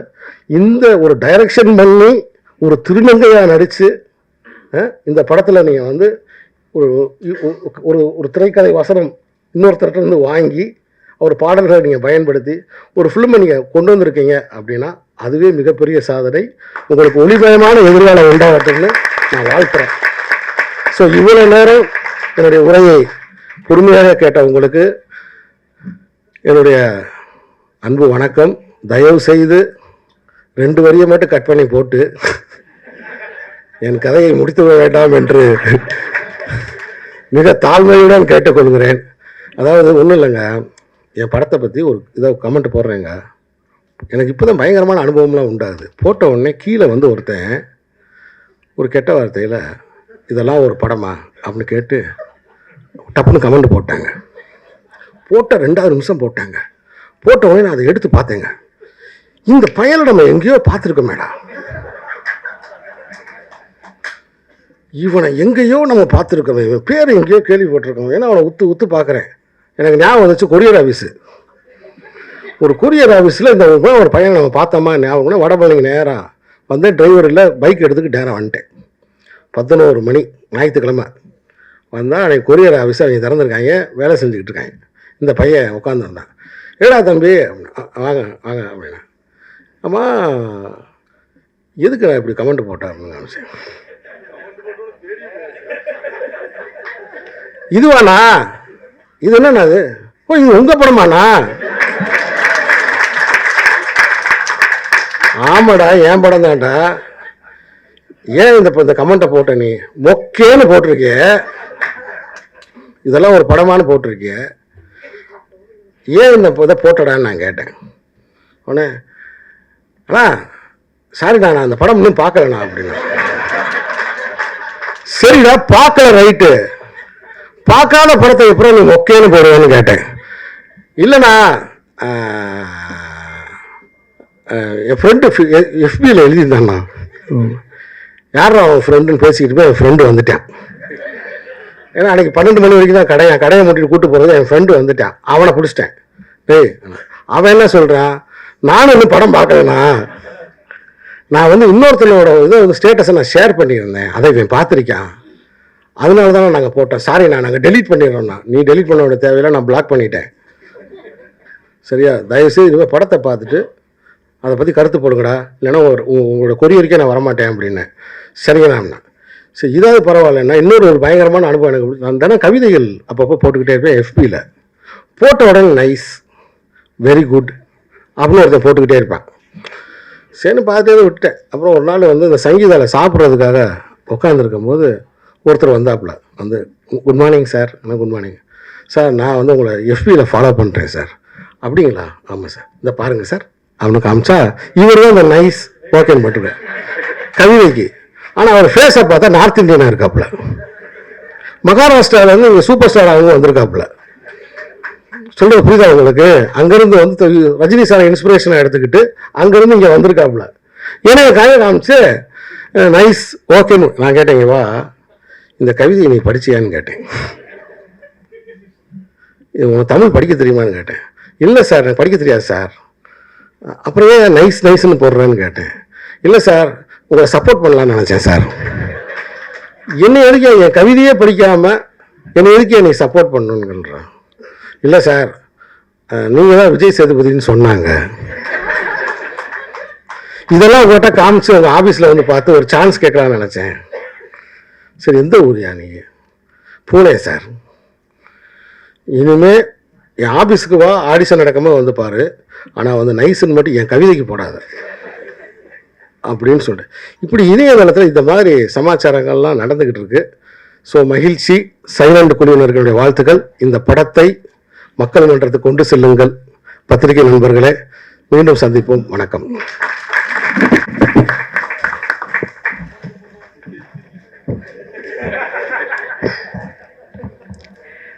ஸோ உங்களோட படங்கள் அங்கே வந்து எவ்வளோ ரசிக்கிறோமோ உங்களோட ஸ்பீச்சும் வந்து அவ்வளோ ரசிச்சு வந்து கேட்டோம். ரொம்ப நன்றி சார். ஸோ அடுத்தபடியாக கணேஷ் கே பாபு டாடாவோட டைரக்டர் அவர்களை அன்போடு அழைக்கிறோம். ஒரு ஃபியூ வேர்ட்ஸ் சார். மேடையில் இருக்கும் பெரியவர்களுக்கும் பத்திரிகை மற்றும் ஊடக நண்பர்களுக்கும் என்னுடைய வணக்கம். சீனு ராமசாமி சார் சொன்ன மாதிரி அது அவர் சொன்ன மாதிரி ரொம்ப ஆச்சரியமான மேடை. ஏன்னா நானும் சினிமாவுக்கு வந்த நாள்லேருந்து டைமண்ட் பாபு சாரையும் நிக்கில் சாரையும் ஒரு ஆடியோ லான்ச்சில் உட்காந்து பார்த்ததே கிடையாது. நான் ஃபர்ஸ்ட் டைம் பார்க்குறேன், அதே ரொம்ப ஆச்சரியமாக இருக்குது. ஸோ எனக்கு இந்த படத்தோட கனெக்ஷன் வந்து படத்தை ரிலீஸ் பண்ணுற ராஜா சேதுபதி அவர் என்னோட இன்ஸ்டியூட் சீனியர். ரொம்ப சினிமாவை நேசிக்கக்கூடிய ஒரு மனிதர். எப்போ பார்த்தாலும் 24 மணி நேரம் சினிமாவை பற்றி பேசி சினிமாவில் ஒரு விஷயம் பண்ணிகிட்டே இருக்கணும்னு சொல்லி கண்டென்ட், அவ்வளோ நல்ல கண்டென்ட் பேசிகிட்டே இருக்கக்கூடிய ஒருத்தர். எனக்கு அது அவர் ஒரு ப்ராஜெக்டோட அசோசியேட் ஆகிருக்காருன்னா கண்டிப்பாக அது ஒரு நல்ல படமாக இருக்கும்ன்றது எனக்கு ஒரு நம்பிக்கை. கூட்டத்துக்கு ரொம்ப நன்றி. அதே மாதிரி கணேஷ் அவரோட டைரக்ஷன் எப்படின்னு தெரியல, இப்போ ட்ரெய்லரை பார்த்து பர்ஃபார்மன்ஸ் அப்படி பண்ணியிருக்காரு. உங்களுக்கும் வாழ்த்துக்கள். நல்ல டைரக்டராக வந்துடுவீங்க, ஆனால் நம்பிக்கை இருக்குது, நல்ல ஒரு பெரிய நடிகராக வந்துடுவீங்கன்ற ஒரு நம்பிக்கை இருக்குது. கண்டிப்பாக அவ்வளோ நுணுக்கமாக நிறைய விஷயங்கள் பண்ணியிருக்காரு, அவருக்கும் வாழ்த்துக்கள். மற்ற எல்லாருக்குமே இந்த சினிமாட்டோகிராஃபர் சொல்லி மென்ஷன் பண்ணி ரொம்ப ரொம்ப நல்லா பண்ணியிருக்காரு சினிமாட்டோகிராஃபர். அவருக்குமே ராஜா சேதுபதி வந்து கண்டென்ட்டாகவும் சொல்லிட்டு இந்த படத்தோட பட்ஜெட்னு என்கிட்ட சொன்னார். அது நான் நம்ப மாட்டேன். அந்த பட்ஜெட்ல இந்த விஷுவல் வந்து எனக்கு சிங்க் ஆகல, அவ்வளோ சூப்பராக பண்ணியிருக்காங்க. மியூசிக்கும் சரி, அதே மாதிரி ஹேமந்த் அவர் இருக்காரு எங்க அவருக்கும் வாழ்த்துக்கள். ஃபஸ்ட்டு படம் அவருக்குன்ற மாதிரி நிறைய பேருக்கு இது ஃபஸ்ட்டு படமாக இருக்குது. எல்லாருக்குமே வாழ்த்துக்கள். அதே மாதிரி பிரதர் உங்களுக்கு, மேம் உங்களுக்கு எல்லாருக்குமே வாழ்த்துக்கள். மியூசிக் டைரக்டர் அவர் ரொம்ப இன்ஸ்பைரிங்கான ஒரு ஸ்டோரி, அது கேட்டாலே ரொம்ப சந்தோஷமாக இருக்குது. கூட்டத்துக்கு ரொம்ப நன்றி, எல்லாருக்கும் வாழ்த்துக்கள். நன்றி.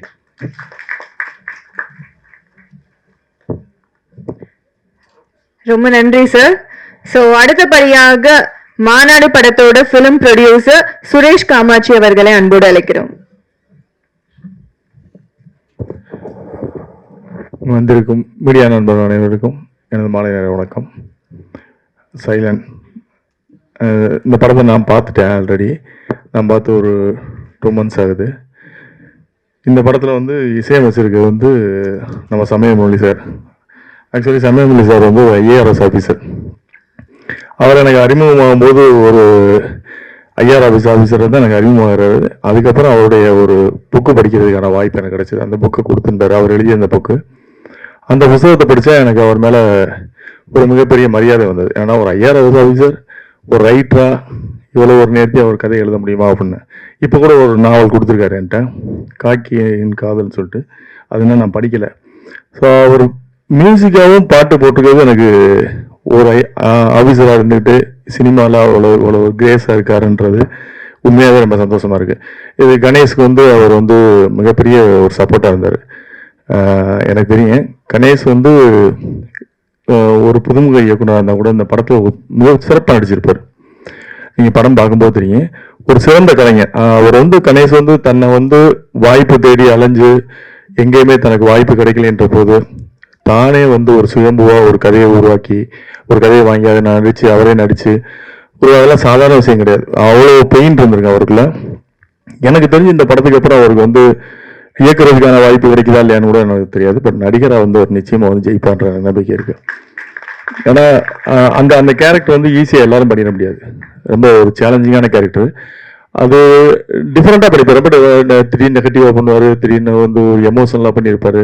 ரொம்ப ரசித்து பண்ணியிருப்பார் அந்த கேரக்டர். எனக்கு ரொம்ப பிடிச்சேன். நான் படம் பார்த்தோன்னே சொன்னது அவர், நீ நடிப்பிலே கான்சன்ட்ரேட் பண்ணிக்கலாம், மிக சிறப்பாக நடிக்கிற அப்படின்னு. ஆனால் இந்த அவருக்கு வந்து இவ்வளோ சப்போர்ட் கொடுத்து இவ்வளோ ஸ்பேஸ் கொடுத்து அவர் வந்து உருவாக்குனார்னா அதில் சமயமுரளி சாரோட ரோல் வந்து பெரிய ரோல். அதனால் சமயமுரளி சாருக்கு வந்து இந்த இடத்துல வந்து நம்ம நன்றி சொல்லணும். நான் ஒரு ஆஃபீஸராக இருந்துக்கிட்டு இதெல்லாம் பண்ண வேண்டிய அவருக்கு தேவை கிடையாது. சினிமா மேலே உள்ள ஒரு காதல் தான்.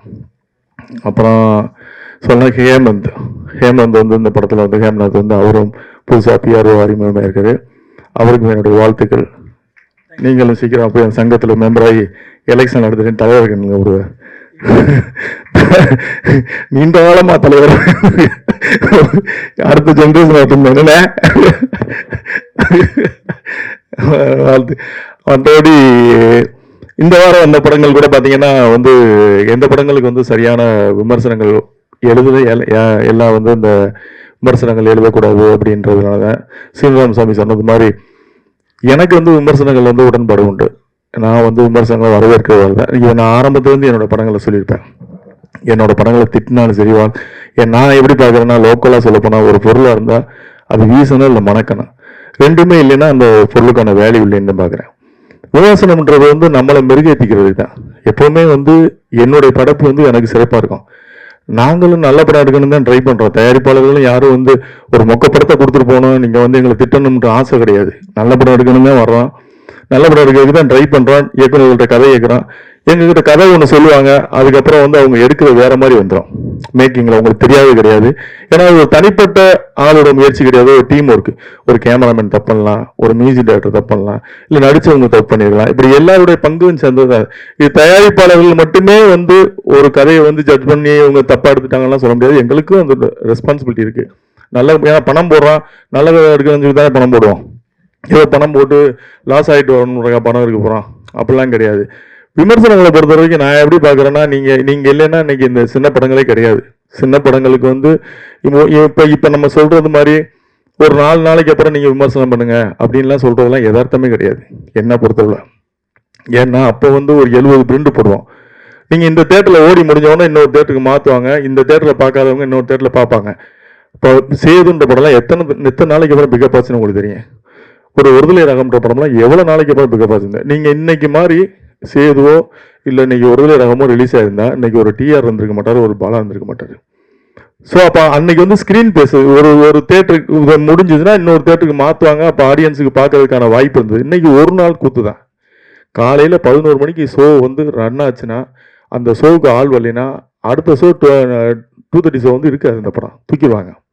ஸோ இப்போ ஒரே நாளில் விட்டில் பூச்சி மாதிரி அன்னைக்கு முடிஞ்சு போச்சு, சோழி முடிஞ்சு போச்சு. அதுக்கான வேல்யூவே இருக்காது. அப்போ நம்ம வந்து நம்ம என்ன ஏதாவது ஒரு நாய்ஸ் கிரியேட் பண்ண வேண்டியது இருக்குது. அந்த படத்தை முன்னாடியே மீடியாவுக்கு போட்டு காட்ட வேண்டியது இருக்குது. நீங்கள் அந்த படத்தை பற்றி பேசுங்க, நீங்கள் பேசிட்டே ரப்பர் பந்தை ஹிட் பண்ணீங்க, அது யாராலையும் மறுக்க முடியாது. அதாவது வந்து நல்ல படத்தை ஓட வச்சதோட பங்கு மீடியாக்களோட பங்கு இருக்குன்றதை எனக்கு தெரியும், நான் அறிவேன். நல்ல படம் நீங்கள் வெளியே ப்ரெஸ்ஸோ பார்த்துட்டு வந்தோடனே சோசியல் மீடியாவில் ஒரு வைப் கிரியேட் ஆகும். அப்படியே பார்த்துட்டு அவங்கள அறியாமலே சோசியல் மீடியாவில் எழுத ஆரம்பிப்பாங்க, இது சூப்பர் ஆவேசம் அப்படிலாம். நீங்கள் நல்லா இருக்குன்னு சொன்ன படங்களும் சில படங்கள் ஓடாமல் இருந்திருக்கு, நல்லா இல்லைன்னு சொன்ன படங்களும் ஓடி இருக்கு. இப்போ ராட்சசன்லாம் நீங்கள் வந்து நல்லா இல்லைன்னு நிறைய பேர் போட்டிருந்தாங்க, ஆனால் அந்த படம் ஓடிச்சு. சமீபத்தில் வந்த ஒரு படம் கூட டிமாண்டி காலனின்னு நிறைய பேர் நல்லா இல்லைன்னு எழுதியிருந்தாங்க, ஆனால் அந்த படம் கலெக்ஷன் நல்ல கலெக்ஷன். ஸோ அப்போ நம்ம வந்து எல்லாரோட பார்வையும் ஒரே மாதிரி இருக்காது, நம்ம பார்க்குறது தான் சரியான பார்வைன்னு சொல்ல முடியாது. நான் ரசிக்கிற படம் வந்து எல்லாரும் ரசிக்கணுன்ற அவங்கவுங்க மனநிலையை பொறுத்து தான் ஒரு படம் பார்க்கறது. நம்ம அதுக்காக பயந்துக்கிட்டு நம்ம விமர்சனம் வேணாம்னு சொன்னோம்னு வச்சுக்கோங்களேன், அப்புறம் இப்படிப்பட்ட இயக்குநர்கள்லாம் வரவே முடியாது. இவங்கெல்லாம் ஒரே நாளில் கனவு போயிடுவாங்க. அப்புறம் இன்னைக்கு எதிர்காலத்தில் வர இயக்குநரோட வாழ்க்கையெல்லாம் கனவாகி போயிடும். அவங்க எப்படி வர்றது? இப்போ நீங்கள் ரப்பர் பந்துக்கு யாருமே விமர்சனம் போடல, 4 நாள் பொறுத்து நீங்கள் விமர்சனம் போடுங்கன்னு நம்ம சொல்லியிருந்தோம்னா அந்த இயக்குனரோட வாழ்க்கை என்ன இருக்கா?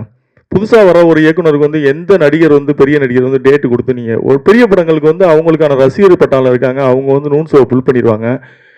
அதுக்கு தான் அந்த நூன் ஷோவை புல் பண்ணுறதுக்கான ஆர்டிஸ்ட் தான் வேல்யூ உள்ள ஆர்டிஸ்ட். அதுக்கு தான் ஒரு மார்க்கெட் வேல்யூ உள்ளவங்க, அவங்களுக்கு சம்பளம் கொடுத்து நம்ம நடிக்க வைக்கிறோம், நூன் ஷோவையாவது புல் பண்ணட்டும் அவங்க அப்படின்னு. அப்போ அப்படி வரும்போது மவுத் டாக்கில் ஒரு வேளை அவங்க பார்த்துட்டு போய் வெளியே சொல்லுவாங்க, படம் நல்லா இருக்குன்னா திரும்ப வர போகிறாங்க, நல்லா இல்லைன்னா போக போகிறாங்க. சின்ன படங்களுக்கு நம்ம என்ன பண்ண முடியும்? சின்ன படங்கள் நீங்கள் 4 நாளைக்கு அப்புறம் ரிவ்யூ போடுங்க அப்படின்னு சொன்னோம்னா நம்ம 4 நாளைக்குள்ள அந்த படம் காணாமல் போயிடும், வந்தனைக்கே காணாமல் போயிடும். 4 நாளைக்கு அப்புறம் வந்து நம்ம தான் உட்காந்து தனியாக பார்த்துக்கிட்டு இருக்கணும், ஆள் இருக்காது. அதனால் வந்து இது நம்ம வந்து மீடியாவும் தயாரிப்பாளர்களும் ஒரு இணக்கமான முடிவு எடுத்து போக வேண்டியது. ஆனால் இந்த சினிமா நல்லா இருக்கணுன்றதுல உங்கள் பங்கு வந்து மிகப்பெரிய பங்கு.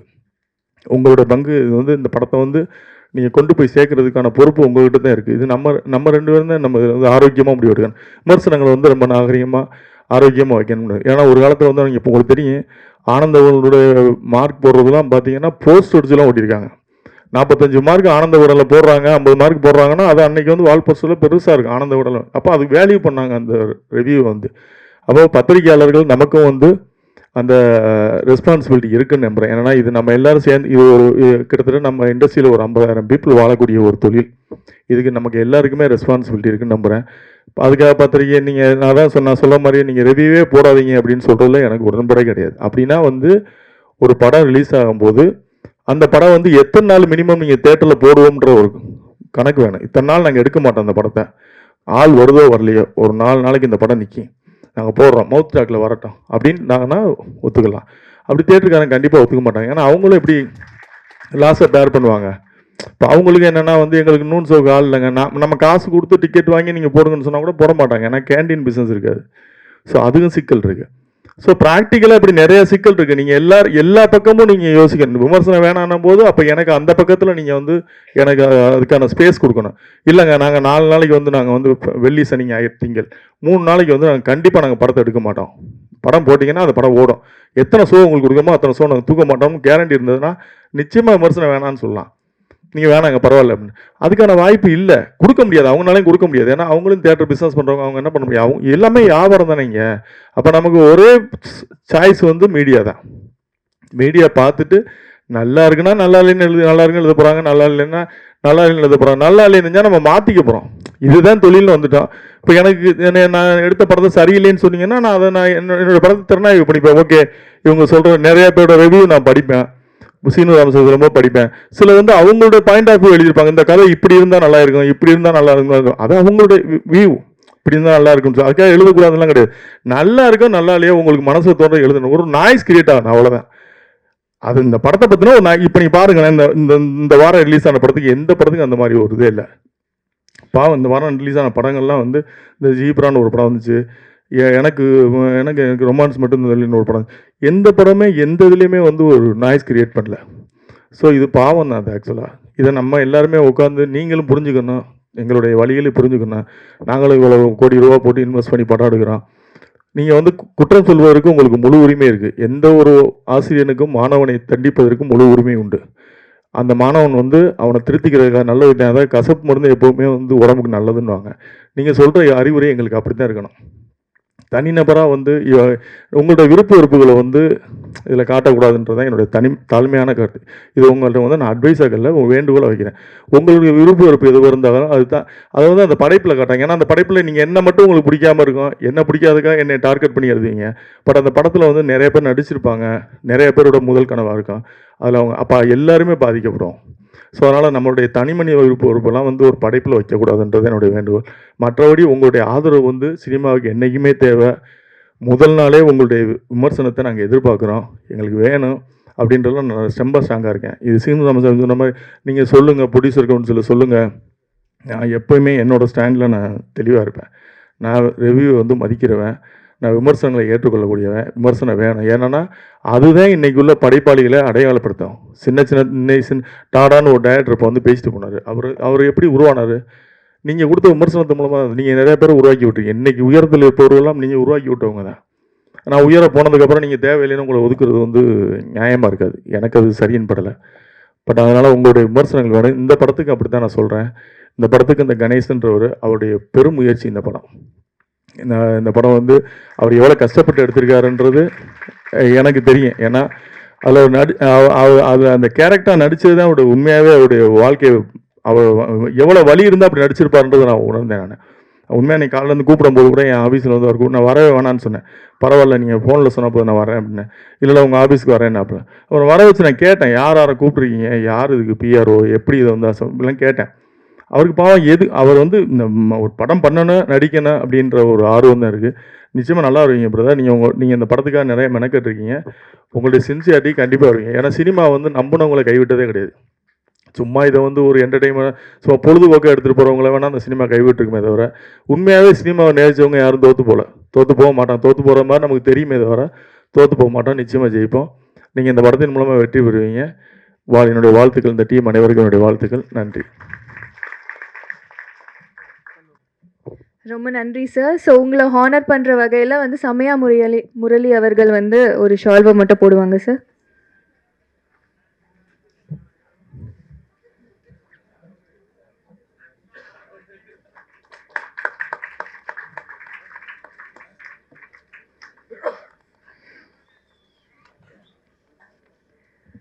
ஸோ அடுத்தபடியாக நம்மளோட senior most diamond Babu sir அன்போடு அழைக்கிறோம். ஒரு ஃபியூ வேர்ட்ஸ் சார் சைலண்ட் மூவிக்காக.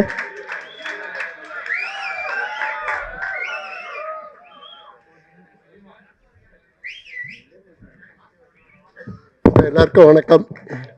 பிஆர்ஓக்களை முன்னிட்டு இந்த விழா நடத்திய திரு ஹேமந்த் அவருக்கு நன்றி. இந்த விழா வெற்றி அடைய என்னோட வாழ்த்துக்கள். Thank you sir.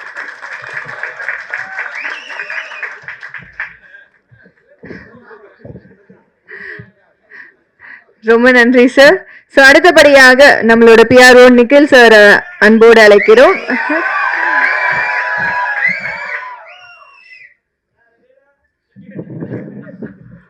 அனைவருக்கும் இனிய மாலை வணக்கம். பெரியவர்கள் இருக்கும் சபையில் என்னையும் பேச வைத்த என் அம்மா, அப்பா, மனைவி மற்றும் கடவுளுக்கு நன்றி. இந்த படத்தில் அறிமுகமாகும் பிஆர்ஓ ஹேமானந்துக்கு வாழ்த்துக்கள். அவர் பிஹைண்ட் வுட்ஸில் பிஆர்ஓ இருக்கும்போது நான் பிஆர்ஓ பண்ண நிறைய படத்துக்கு நிறைய சப்போர்ட் பண்ணியிருக்காரு. ஸோ என் படங்கள் அடுத்த கட்டத்துக்கு எடுத்துகிட்டு போகிறதுக்கு முக்கிய காரணம் இந்த ஹேமானந்த் இன்று பிஆர்ஓவாக அடியெடுத்து வைக்கிறார். அவருக்கு வாழ்த்துக்கள். இந்த படத்தில் நம்ம பொதுவாக நிறைய ஃப்ரெண்ட்ஸ் இருப்பாங்க, ஆனால் சமயத்தில் யாரும் உதவி பண்ண மாட்டாங்கன்னு சொல்லுவாங்க. ஆனால் ஹேமானந்துக்கு இந்த படத்தில் சமயமுறையே சமயத்தில் ஹெல்ப் பண்ணி மியூசிக் டைரக்டராக ஆயிருக்காரு. ஸோ அவர் சார் சொன்னது ஒரு ஐஏஎஸ் ஆஃபீஸர்னு, ஒரு ஜிஎஸ்டி கமிஷனர் அவர். ஆனால் அந்த ஜிஎஸ்டி கமிஷனர் என்ற எந்த ஒரு பந்தமும் இல்லாமல் சினிமாவில் இருக்க ஒரு பேஷன்னால பண்ணிட்டு இருக்காரு. அவர் இசை பற்றி சொல்லும் போது எனக்கு ராகம்லாம் எதுவும் தெரியாது சொல்லிட்டு சில பல்லவிகள்லாம் சொன்னாரு. டி ராஜேந்தர் சார் ராகம் தேடும் பல்லவின்னு சொல்லி ஒரு படமே எடுத்து சக்சஸ் பண்ணியிருக்காரு. அது மாதிரி உங்களுக்கு ராகம் தெரியாமல் இருக்கலாம், ஆனால் உங்கள் பல்லவி அந்த ராகத்தை தேடி இருக்கிறது. அதனால பாடல்கள் நல்லாக வந்திருக்கிறது. இங்க இந்த கதைக்கு பொதுவாக ஒரு கதைக்கு நங்கையும் தேவை மங்கையும் தேவைன்னு சொல்லுவாங்க. ஸோ மங்கையா கதாநாயகியா இருந்தாலும் நங்கையாக திருநங்கை நமிதா அவர்கள் பண்ணியிருக்காங்க. நீங்க கூகுள்ல சர்ச் பண்ணீங்கன்னா நங்குன்ற meaning woman of quality and distinction சொல்லுவாங்க. அது மாதிரி நீங்க உமன் ஆஃப் குவாலிட்டி அண்ட் டிஸ்டிங்ஷன்றதுனால இந்த படத்தில் உங்களோட விஷயங்கள் நல்லா தெரிஞ்சிருக்கு. இயக்குனர் கணேஷ் அவருக்கு வாழ்த்துக்கள். அவர் சொன்னார், நான் சின்ன வயசுல பேச மாட்டேன், ரொம்ப சைலண்டா இருப்பேன், நல்ல சைலண்டாவே இருக்குன்னு சொன்னாங்க. லைஃப்ல சைலண்டா இருக்கிறது தான் முக்கியம், வயலண்டா இருக்கக்கூடாது. நீங்க ஒரு நல்ல படம் எடுத்திருக்கீங்க. பொதுவாக நம்ம நிறைய விஷயங்கள் சத்தமாக சொல்வதை விட அழுத்தமாக சொல்ல வேண்டும் என்று சொல்வார்கள். இந்த சைலண்ட் படம் உங்கள் கேரியரில் ஒரு அழுத்தமான பதிவாக இருக்கும் என்று நான் வாழ்த்துகிறேன். வாய்ப்பு கொடுத்ததற்கு நன்றி, வணக்கம்.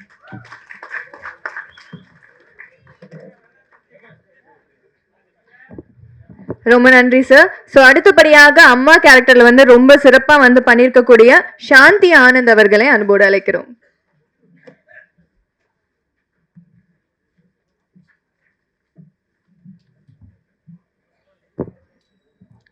மேடையில் அமர்ந்திருக்கும் பெரியோர்களுக்கும், ஊடக அன்பர்களுக்கும், பத்திரிகை அன்பர்களுக்கும், இங்கு அமர்ந்திருக்கும் அனைவருக்கும் என்னுடைய அன்பின் வாழ்த்துக்களை தெரிவித்துக் கொள்கிறேன்.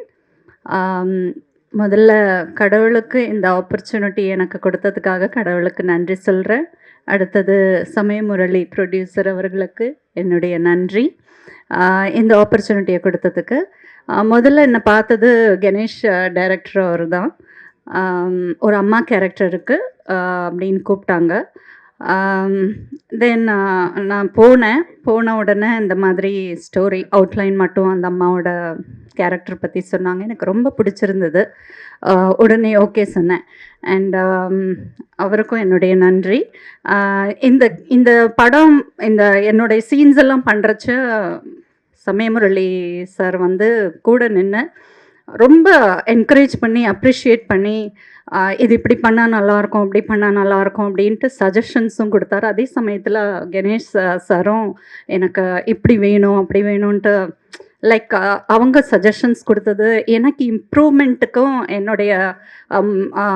என்னுடைய டேலண்ட்டை என்கரேஜ் பண்ணுற மாதிரி நல்ல ஒரு மோட்டிவேஷனாக இருந்தது எனக்கு இந்த ஆப்பர்ச்சுனிட்டி கொடுத்ததுக்கு. நிச்சயமாக இது எல்லாருக்கும் பிடிக்கும். ஏன்னா கணேஷ் சாரை பார்க்கும்போது எனக்கு இவர் தான் இந்த கேரக்டர் பண்ணியிருக்காரா அப்படின்றது எனக்கு ரொம்ப ஆச்சரியமாக இருந்தது. ஏன்னா அவ்வளோ அழகாக அந்த கேரக்டரை திருநங்கையாக பொர்ட்ரே பண்ணியிருக்கிறார். அவர் சூப்பர்பாக பண்ணியிருந்தார். அவரோட கூட நடிக்கிறது நான் இத்தனை படங்கள் பண்ணியும் எத்தனை சீரியல்ஸ் பண்ணியும் நான் இந்த கேரக்டர் அவரோட பண்ணுறது நான் ரொம்ப சின்னவளாக நினச்சேன். ஏன்னா அவ்வளோ அழகாக அவர் பொர்ட்ரே பண்ணியிருந்தார். எனக்கு ரொம்ப ஆச்சரியமாக இருந்தது. ஒரு திருநங்கையாக அவ்வளோ அழகாக அவர் இன்ச் பை இன்ச் அந்த அந்த அசைவுகள் எல்லாமே ரொம்ப அழகாக அவர் எனக்கு ரொம்ப பிடிச்சிருந்தது அவரோட பண்ணுறதுக்கு. Thank you Ganesh sir for giving me this opportunity and thank you Samayamurali sir for giving me this opportunity. என் கடவுளுக்கு நன்றி சொல்கிறேன். நீங்கள் எங்களுக்கு மோட்டிவேட் பண்ணி சப்போர்ட் பண்ணி எங்களை இந்த படத்தை எங்களுக்கு நல்லா எடுத்து கொடுக்கணுன்றத உங்ககிட்ட தெரிவிச்சுக்கிறேன். ஸோ இந்த வாய்ப்பை அளித்து அனைவருக்கும் என் மனமார்ந்த நன்றிகளை தெரிவிச்சுக்கிறேன். தேங்க்யூ.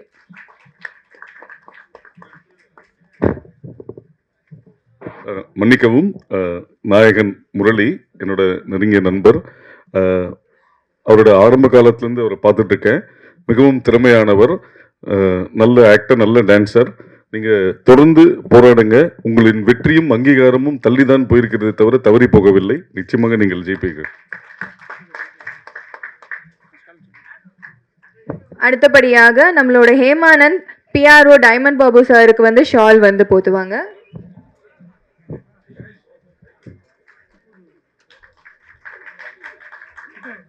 ஒரு சின்ன மரியாதை சார்.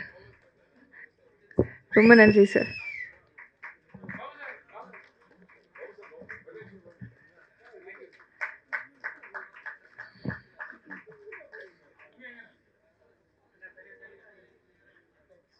அடுத்தபடியாக நிக்கில் முருகன் சாருக்கு வந்து நம்மளோட ஃபர்ஸ்ட் டெபியூ பிஆர்ஓ வந்து ஷால்வோ வந்து போத்துவாங்க.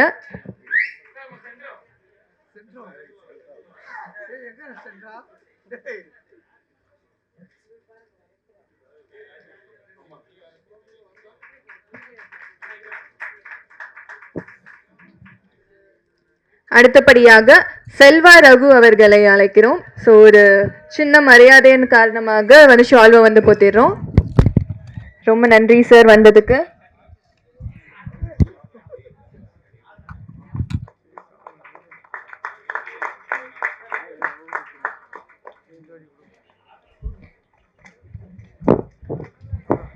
ரொம்ப நன்றி சார்.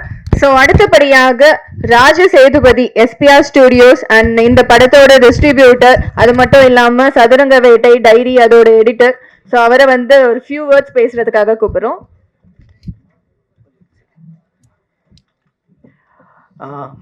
எஸ்ஆர் ட்ரீம் ஸ்டுடியோஸ் அப்புறம் எஸ்பிஆர் ஸ்டுடியோஸ் நம்மளோட அழைப்பை ஏற்று வந்த பத்திரிகை மற்றும் ஊடக நண்பர்கள் அனைவருக்கும் ரொம்ப நன்றி. இந்த படத்தை டிஸ்ட்ரிபியூட் பண்ணுறதுக்காக வாய்ப்பு கொடுத்த சமய Murali sir and producer Ram Prakash சாருக்கு நான் எப்பவுமே கடமைப்பட்டிருக்கேன். எடிட்டர் வந்துட்டு டிஸ்ட்ரிபியூட்டராக டிரான்ஸ்மிஷன் வந்து காலமும் சூழ்நிலையும் ஏற்படுத்துது. ஏன்னா நான் ஜோதின்னு ஒரு படம் ப்ரொடியூஸ் பண்ணேன், அதை டிஸ்ட்ரிபியூட் பண்ணுறதுக்கு யாரும் இல்லை. ஸோ நானே டிஸ்ட்ரிபியூட் ஆக வேண்டிய கட்டாயம். ஸோ அந்த படம் எனக்கு நிறையா பாடம் சொல்லி கொடுத்துச்சு. எப்போவுமே பிரதர் ப்ளீஸ் பிரதர் 2 minutes இங்கே வந்து பெரிய வேக்யூம் இருக்குது. அதாவது சினிமாவே பூதாகரமாக இருக்குது. இங்கே டிஸ்ட்ரிபியூஷனில் என்ன நடக்குதுன்னு தெரில, வியாபாரத்தில் என்ன நடக்குதுன்னு தெரில. எந்த தொழிலும் வந்து தோக்காது, தொழில் பண்ணுறவன் தான் தோப்பான். தோக்கிறதுக்கு காரணம் தொழில் பண்ண தெரியல, இல்லை கற்றுக்கலன்னு அர்த்தம். ஸோ நான் கற்றுக்காமல் டிஸ்ட்ரிபியூஷன் பற்றி கற்றுக்காமல் ப்ரொடியூஸ் பண்ணேன். அது எனக்கு நிறையா பாடம் சொல்லி கொடுத்துச்சு. அது பாடத்தை கற்றுக்கிறதுக்கு எனக்கு ஒரு 2 கோடி ரூபாய்க்கு மேலே செலவாச்சு. சினிமாவில் எடிட்டராக சம்பளமே வராது. அதெல்லாம் சேர்த்து வச்சு நானே ப்ரொடியூஸ் பண்ணி மொத்த காசையும் திரும்பி சினிமாவில் விட்டு ஒரு பாடம் கற்றுக்க வேண்டியதாகிடுச்சு.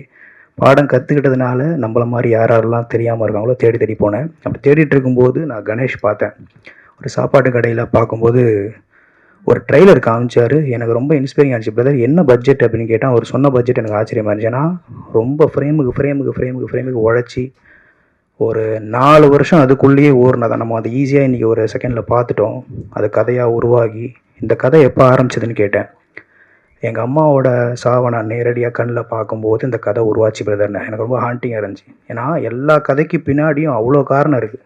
யாருமே சார் சொன்ன மாதிரி இங்கே தோற்று போகிறதுக்காக படம் எடுக்கலை, நிறைய காரணங்கள். ஏன்னா ஒரே ஒருத்தன் பண்ணால் பேட்மிண்டன் விளையாடுறோம், இல்லைன்னா அது விளையாடுனா ஒரே ஒருத்தர் விளையாடுறான், அது தனிப்பட்ட முயற்சி. இங்கே கூட்டு முயற்சியில் பண்ணும்போது யாரோ ஒருத்தர் பண்ணுற மிஸ்டேக்னால பல காரணங்களால் ஒரு படம் மிஸ்டேக் ஆகுது. ஸோ இதெல்லாம் சரி பண்ணி இங்கே படத்தை சக்ஸஸ்ஃபுல்லாக சின்ன படங்களை மாற்றுறதுக்காக தான் எஸ்பிஆர் ஸ்டுடியோஸ் வந்து டிஸ்ட்ரிபியூஷன் பண்ணது. இப்போ 5 படம் டிஸ்ட்ரிபியூஷனுக்கு அடுத்தடுத்து ரெடியாக இருக்குது. So thank you so much. SPR ஸ்டுடியோஸோட டேக்லைன் இது கனவை செதுக்கும் மாயத்தூரிகை. நிறையா இப்போ நான் ஒரு படம் ப்ரொடக்ஷனும் பண்ணிகிட்ருக்கேன். உட்காந்து எனக்கு ஒரு 2 வருஷம் ஆச்சு இதெல்லாம் கற்றுக்கிறதுக்கு. ஓகே, போன படம் என்னெல்லாம் தப்பு பண்ண உட்காந்து ஒரு 2 வருஷமாக நோட் பண்ணி ஒரு 200 கதை கேட்டுட்டு அடுத்து ஒரு படம் ப்ரொடக்ஷனும் பண்ணிகிட்ருக்கேன், டிஸ்ட்ரிபியூஷனும் அடுத்து பண்ணிகிட்ருக்கேன். So thank you so much. இனிமேல் மீண்டும் அடிக்கடி சந்திப்போம். Thanks sir.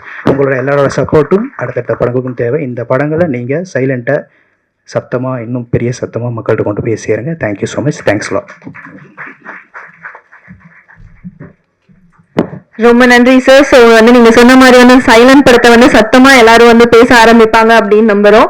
ஸோ இங்க வந்திருக்கக்கூடிய எல்லா பிரஸ் அண்ட் மீடியாவுக்கு ரொம்ப நன்றி. ஸோ சைலண்ட் படத்தை வந்து சப்போர்ட் பண்ணி அதுக்கப்புறமேட்டு உங்களோட ரிவ்யூஸ் எல்லாமே வந்து கொடுங்க அப்படின்னு வந்து தாழ்மையுடன் கேட்டுக்கொள்கிறேன். ரொம்ப நன்றி. தேங்க்யூ. ஒரு டீமோட குரூப் பிக்சர் மட்டும் வந்து எடுத்துடலாம். ஸோ கேஸ்ட் அண்ட் க்ரூ மட்டும் வந்துருங்க எல்லாரும்.